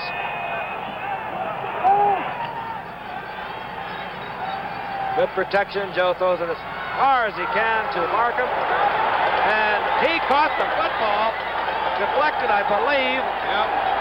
That has to be one of the unbelievable catches. And look at Joe. Hold on. He says, we still have a chance. Jerome Barkham.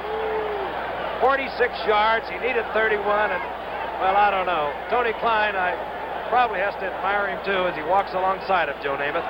Here's a look again.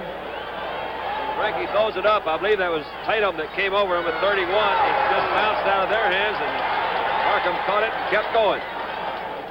Let's look at it from the other angle. We'll see if we can pick it up a little bit better for you. You take a look. Again, we told you in 1968, look at that catch. The Jets were leading by 4 points, Don, and Oakland in 65 seconds came back to score 2 touchdowns and win it. We still have 58 seconds remaining. What Joe needs to do is get a quick touchdown. He has to put the ball in the air almost because he needs it right now. And then the onside kick. Firing. Oh, and in and out of the hands. Could not hold on to it. The ball appears to be a little bit high, but it could be catchable. Let's take a look at it. It slipped down, in and out. No, that's a catchable event. And on the other side, we'll show you a split screen. It appears that Don Maynard was held up pretty good there. He's trying to move to the inside.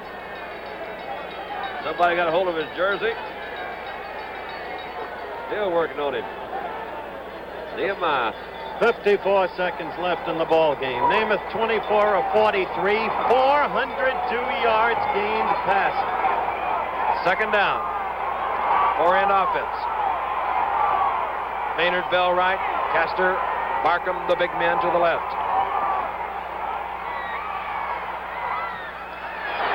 And Barkham caught the ball. He will not get it over the line, but there is a flag down.